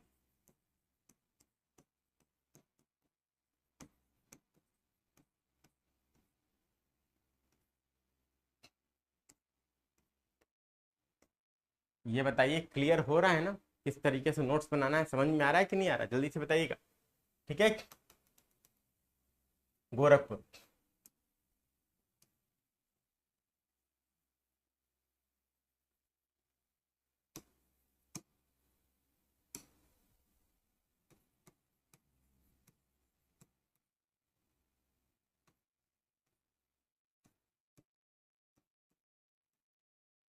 ठीक है,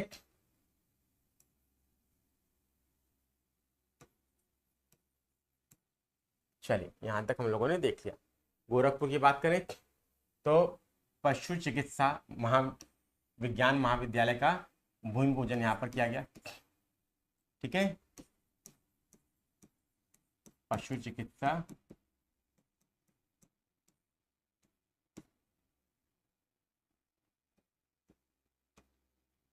महाविद्यालय। ठीक है,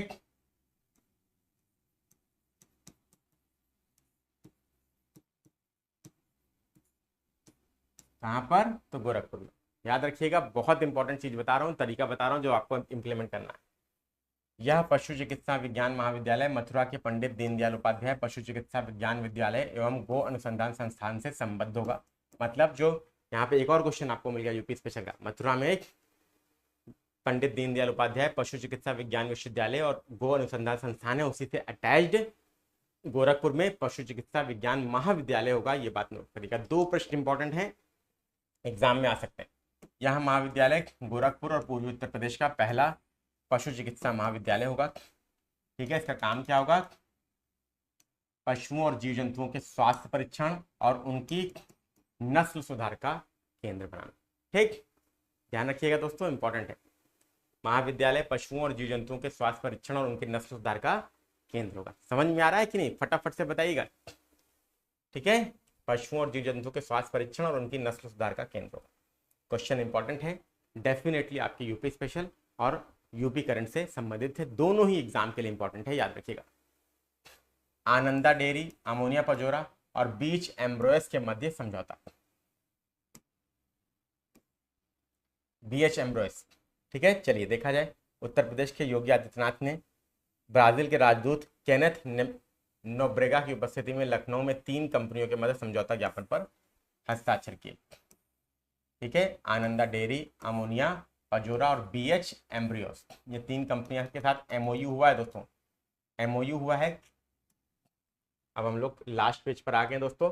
जो भी लोग लगातार जुड़े हुए हैं उनको फायदा डेफिनेटली हो रहा होगा। इस समझौता ज्ञापन से एमओयू से यूपी में दुधारू पशुओं के पोषण और प्रजनन में उपयोग की जाने वाली उन्नत तकनीक के माध्यम से दूध उत्पादन में वृद्धि का मार्ग प्रशस्त होगा। तो बेसिकली इसका उद्देश्य क्या है? दुग्ध उत्पादन को बढ़ावा देना। ठीक है, याद रखिएगा, वेरी इंपॉर्टेंट। अमोनिया पजोरा और बीएच एम्ब्रोयस ब्राजील की 2 बड़ी कंपनियां हैं, और आनंदा डेयरी, ये आपने देखा होगा जो मैंने आपको बताया। ठीक है,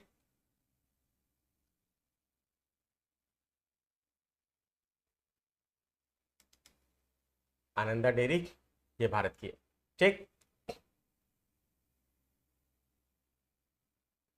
हर बच्चे के लिए इस एमओयू का उद्देश्य क्या है? दुग्ध उत्पादन को बढ़ावा देना, दुधारू पशुओं की नस्लों को संरक्षित करना। ठीक, हर बच्चे के लिए हर अधिकार अधिनियम, यूपी में छात्रों के लिए समान अधिकार सुनिश्चित करने के लिए पावर एंजल और बाल संसद के नेतृत्व में इस अभियान की शुरुआत की गई। ठीक है, इस अभियान का विषय लैंगिक समानता और देखभाल और समर्थन पर केंद्रित है। ठीक है, लैंगिक समानता और देखभाल और समर्थन पर केंद्रित है इस अभियान का विषय। हर बच्चे के लिए हर अधिकार अधिनियम, याद रखिएगा, छात्रों के लिए समान अवसर सुनिश्चित करने के लिए यह आपका अभियान चलाया जा रहा है। इस अभियान की शुरुआत की गई पावर एंजल और बाल संसद के नेतृत्व में। इसका विषय लैंगिक समानता और देखभाल और समर्थन, ये आपका इसका विषय है दोस्तों, इसको याद रखिएगा। ठीक है, लैंगिक समानता और देखभाल और समर्थन। ठीक, चलिए पहला सोलर एक्सप्रेसवे की बात कर लेते हैं। तो पहला सोलर एक्सप्रेसवे बुंदेलखंड एक्सप्रेसवे को उत्तर प्रदेश का पहला सोलर एक्सप्रेसवे के रूप में विकसित किया जाएगा। तो कौन सा पहला सोलर एक्सप्रेसवे है? तो बुंदेलखंड।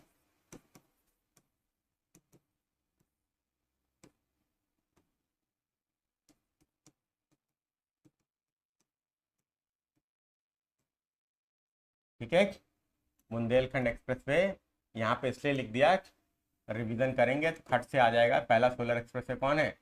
तो बुंदेलखंड एक्सप्रेसवे। क्लियर है? सब लोग बता दीजिए फटाफट से, सबको उम्मीद कर रहा हूँ स्पष्ट हो रहा होगा।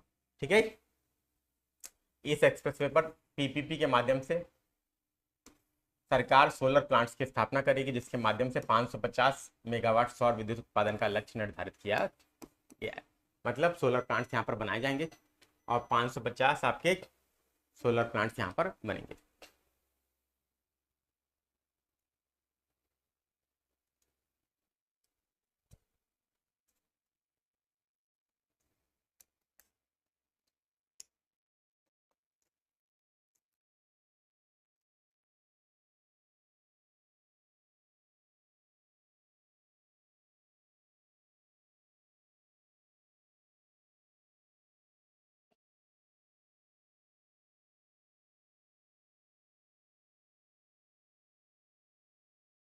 ठीक है ना, ध्यान रखिएगा, आप सभी लोगों के लिए इंपॉर्टेंट है।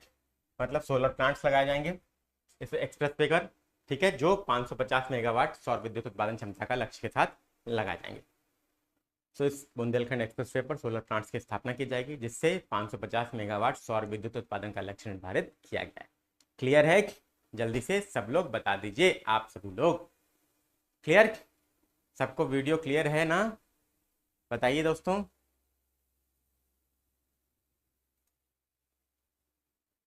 सबको वीडियो क्लियर है? फटाफट से बता दीजिए, सबको वीडियो क्लियर दिख रहा है कि नहीं दिख रहा है, जल्दी से बता दीजिएगा। बरेली परिषदीय विद्यालयों में स्मार्ट कक्षाओं के संचालन में उत्तर प्रदेश का पहला जिला बन गया है बरेली। ठीक है, बरेली क्यों इंपॉर्टेंट है? परिषदीय विद्यालयों में स्मार्ट क्लासेस की स्थापना बरेली में हो चुकी है। ठीक, परिषदीय विद्यालयों में स्मार्ट क्लासेस के संचालन में यूपी का पहला जिला बन गया है। यूपी के इस शहर में नॉर्थ कॉरिडोर विकसित किया जाएगा, नॉर्थ कॉरिडोर विकसित किया जाएगा। ठीक है, बरेली में नॉर्थ कॉरिडोर भी विकसित किया जाएगा, इंपॉर्टेंट है, याद रखिएगा। इसका निर्माण वाराणसी के काशी विश्वनाथ कॉरिडोर और अयोध्या के राम जन्मभूमि की तर्ज पर ही होगा। बरेली में कौन सा कॉरिडोर? नॉर्थ कॉरिडोर इंपॉर्टेंट है। यह कॉरिडोर अलखनाथ मंदिर, मणिनाथ, तपेश्वरनाथ, धोपेश्वरनाथ, पशुपतिनाथ और वनखंडी नाथ मंदिरों को जोड़कर बनाया जाएगा। और ये इंपॉर्टेंट है, नॉर्थ कॉरिडोर से संबंधित प्रश्न आ सकता है, याद रखिएगा। सभी दोस्त एक बार दोस्तों सभी लोगों से बोलूंगा, सेशन को आप सभी लोगों से बोलूंगा दोस्तों, जितने भी लोग देख रहे हैं एक बार कमेंट बॉक्स में लिख कर बताइए आपके लिए बेनिफिशियल हो रहा है कि नहीं हो रहा है, जल्दी से। ठीक है, तो नॉर्थ कॉरिडोर दोस्तों काशी विश्वनाथ कॉरिडोर और राम जन्मभूमि की तर्ज पर होगा। और इसमें मंदिर कौन कौन से होंगे? तो अलखनाथ मंदिर, मणिनाथ, तपेश्वरनाथ, धोपेश्वरनाथ, पशुपतिनाथ और वनखंडी नाथ मंदिरों को जोड़कर ये बनाया जाएगा।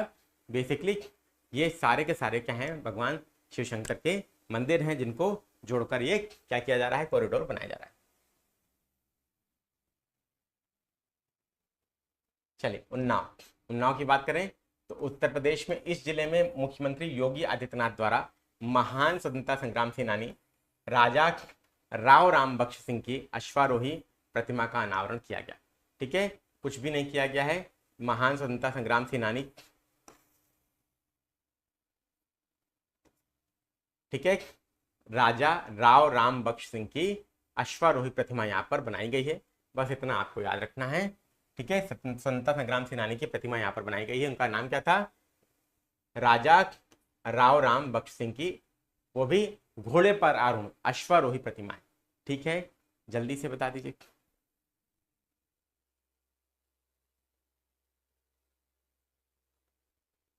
ठीक, क्लियर है? गाजियाबाद उत्तर प्रदेश के इस शहर में स्थित हिंडन वायुसेना स्टेशन में अपनी तरह की पहली ड्रोन प्रदर्शनी भारत ड्रोन शक्ति का आयोजन किया गया। तो गाजियाबाद के शहर में, उत्तर प्रदेश के शहर में हिंडन वायुसेना स्टेशन में अपनी तरह की पहली ड्रोन प्रदर्शनी सह प्रदर्शन भारत ड्रोन शक्ति 2023 आयोजित। ठीक है, तो पहली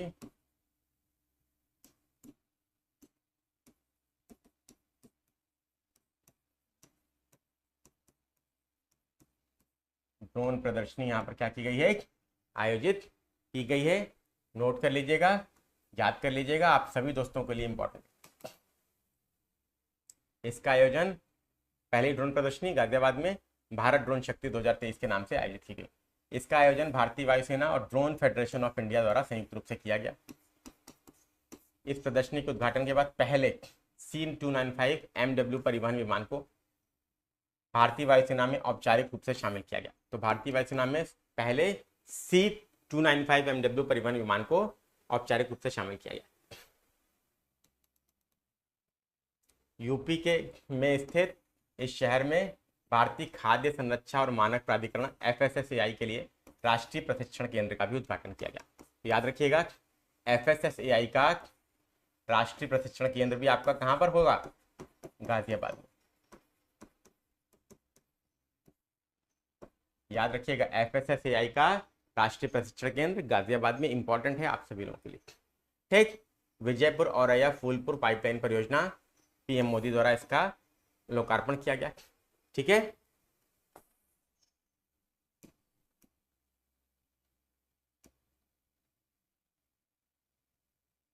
इसके तहत 352 किलोमीटर लंबी पाइपलाइन का निर्माण 1750 करोड़ रुपए से अधिक की लागत से किया गया है। ये बस पाइपलाइन कितनी लंबी है, बस यही इंपॉर्टेंट है आपके लिए। ठीक है, इसको याद रखिएगा। नाम क्या है पाइपलाइन का, फिर से नोट कर लीजिए सभी दोस्त लोग, विजयपुर औरैया फूलपुर पाइपलाइन परियोजना। ठीक है, 350 किलोमीटर लंबी है, ये आपको याद रखना है।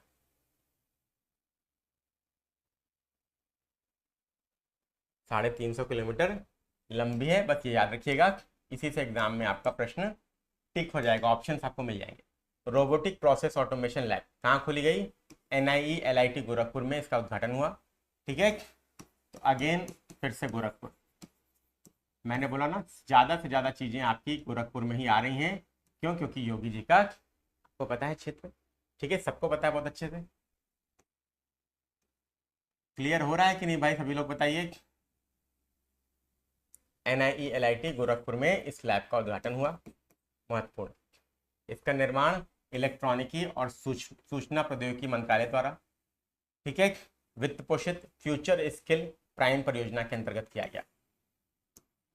ठीक है, फ्यूचर स्किल प्राइम परियोजना के अंतर्गत इसका रोबोटिक प्रोसेस ऑपरेशन लैब का निर्माण किया जा रहा है। ठीक है, ये परियोजना आपके लिए इंपॉर्टेंट है।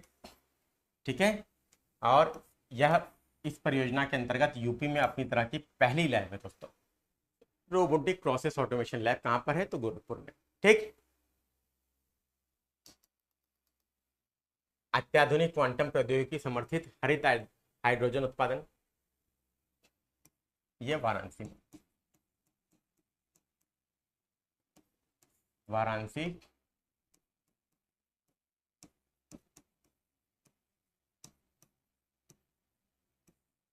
विश्वविद्यालय में क्या किया गया, इसका उद्घाटन किया गया। ठीक, अत्याधुनिक क्वांटम प्रौद्योगिकी समर्थित हरित हाइड्रोजन उत्पादन वाराणसी विश्वविद्यालय में किया जाएगा। ठीक है, याद रखिएगा, ये आपके लिए इंपॉर्टेंट है। कैसे आपको घटना चक्र पढ़नी है, नोट्स बनानी है, ये सब बता रहा हूँ दोस्तों। सेशन पसंद अगर आ रहा है ना, रिकॉर्डेड भी देख रहे हैं, लाइव भी देख रहे हैं, इसको कम से कम दोस्तों अपने सभी ग्रुप में शेयर जरूर कर दीजिएगा, सबका लाभ होना चाहिए दोस्तों। कैसे करंट अफेयर पढ़ना है, ये मैं आपको एक यूनिक तरीका बता रहा हूँ, और इस तरीके से अगर आप पढ़ते हैं ना दोस्तों, तो यकीन मान के चलिए कभी भी एग्जाम में रिवीजन करने में बुक आपको दिक्कत नहीं करेगी। आपको नोट्स बनाने की जरूरत नहीं है, आप इसी से रिवाइज कर सकते हैं सीधा। ठीक है, यह प्रौद्योगिकी BHU की ग्रीन कैपलरेट टीम द्वारा विकसित की गई। ठीक है, याद रखिएगा, BHU की ग्रीन कैपलरेट टीम द्वारा विकसित की गई है। एडवांस अत्याधुनिक क्वांटम टेक्नोलॉजी समर्थित हरित हाइड्रोजन उत्पादन। ठीक है, तो एडवांस क्वांटम टेक्नोलॉजी BHU की ग्रीन कैपलरेट टीम विकसित कर रही है या कर चुकी है। ठीक, नंदिनी कृषक समृद्धि योजना, ये पहले ही इंपॉर्टेंट है दोस्तों। यूपी सरकार द्वारा राज्य में मवेशियों की नस्ल में सुधार और दुग्ध उत्पादन को बढ़ाने के लिए नंद बाबा मिशन के हिस्से के रूप में इसकी शुरुआत की गई। ठीक है, याद रखिएगा, सितंबर 2023 में इसकी शुरुआत की गई। ये टाइम भी आपके लिए इंपॉर्टेंट है। नंद बाबा मिशन याद रखिएगा, उसके हिस्से के रूप में इसकी शुरुआत की गई है। इसका उद्देश्य क्या है, मवेशियों की नस्ल में सुधार और दूध उत्पादन को बढ़ाना, ये इसका उद्देश्य है। ये मैंने देखिए सबको यहाँ पर गोला लगा दिया जो आपके लिए इंपॉर्टेंट है। डेट भी इंपॉर्टेंट है, सितंबर 2023। ठीक है, योजना के पहले चरण में 25 दुधारू गायों की 35 इकाइयां स्थापित करने वाले लाभार्थियों को सब्सिडी प्रदान की जाएगी। 25 दुधारू गायों की 35 इकाइयां स्थापित करने वाले लाभार्थियों को सब्सिडी प्रदान की जाएगी पहले चरण के अंतर्गत। सब्सिडी 3 चरणों में दी जाएगी। पहले चरण में गायों की खरीद पर, दूसरा उनके संरक्षण के लिए, और तीसरा उनके रखरखाव के लिए प्रदान की जाएगी। तो बेसिकली गोधन संरक्षण भी इसका उद्देश्य है। दुधारू पशुओं की नस्लों को बढ़ावा देना, संरक्षित करना, और मवेशियों की नस्लों में सुधार करना, और दूध उत्पादन में वृद्धि करना अल्टीमेटली इसका उद्देश्य है। ठीक है, नंदिनी कृषक समृद्धि योजना याद रखिएगा, बहुत इंपॉर्टेंट है, और आपके लिए एग्जाम में निश्चित रूप से इससे प्रश्न बन सकता है। ठीक, प्रारंभिक चरण में ये योजना 10 मंडल मुख्यालयों में अयोध्या, गोरखपुर, वाराणसी, प्रयागराज, लखनऊ, कानपुर, झांसी, मेरठ, आगरा, बरेली में लागू की जाएगी, 10 मंडल में। और मेरे हिसाब से पर्टिकुलरली ये आपका जो प्रश्न बनेगा वो मल्टीपल स्टेटमेंट का होगा, ये नोट कर लीजिएगा। मल्टीपल स्टेटमेंट का प्रश्न होगा दोस्तों, पहले ही बता दूं, ठीक है। मल्टीपल स्टेटमेंट का प्रश्न होगा दोस्तों, पहले ही बता दे रहा हूं, आप सब लोग इसको नोट कर लीजिएगा। निश्चित रूप से इसमें से प्रश्न आने की पूरी पूरी संभावना है। क्लियर है? ठीक है ना? चलिए,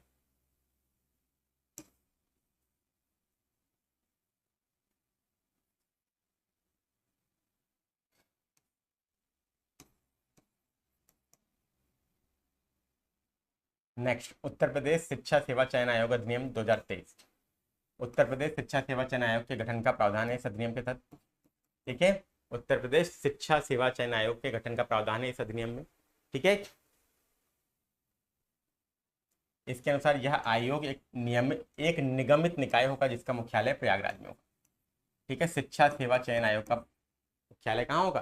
प्रयागराज में होगा। जितने भी शिक्षा आयोग है ज्यादातर का मुख्यालय प्रयागराज ही है, ठीक है, क्योंकि प्रयागराज को एजुकेशनल सिटी भी कहा जाता है, आप सबको याद रखना है, ठीक है। यह आयोग उच्च शिक्षा विभाग, माध्यमिक शिक्षा विभाग, बेसिक शिक्षा विभाग, अल्पसंख्यक कल्याण और वक्फ विभाग, व्यावसायिक शिक्षा विभाग, श्रम विभाग के शिक्षकों के चयन का कार्य निगमित, त्वरित और पारदर्शी और समयबद्ध रूप से करेगा, ठीक है। ये करेगा क्या? उच्च शिक्षा विभाग, माध्यमिक शिक्षा विभाग, बेसिक शिक्षा विभाग, अल्पसंख्यक कल्याण और वक्फ विभाग, व्यावसायिक शिक्षा विभाग, श्रम विभाग के शिक्षकों के लिए चयन का कार्य करेगा, नियमित, त्वरित, पारदर्शी और समयबद्ध रूप से करेगा। ये सबसे इंपॉर्टेंट चीज है जो आपको याद रखना है। मतलब जितने भी शिक्षक, ये आपकी भर्तियां हैं शिक्षा से संबंधित, जितने भी बोर्ड्स में विभागों में आती हैं, ये सब अब सेंट्रलाइज होंगी इस उत्तर प्रदेश शिक्षा सेवा चयन आयोग से, ठीक है। इसको नोट कर लीजिएगा, ये आपके लिए इंपॉर्टेंट है। गांडी 5 पुलिस मुख्यालय लखनऊ में यह संयुक्त अभ्यास आयोजित किया गया, ठीक है। ये क्या है? ये संयुक्त अभ्यास है गांडी 5, ठीक है। और ये कहाँ आयोजित किया गया? लखनऊ में,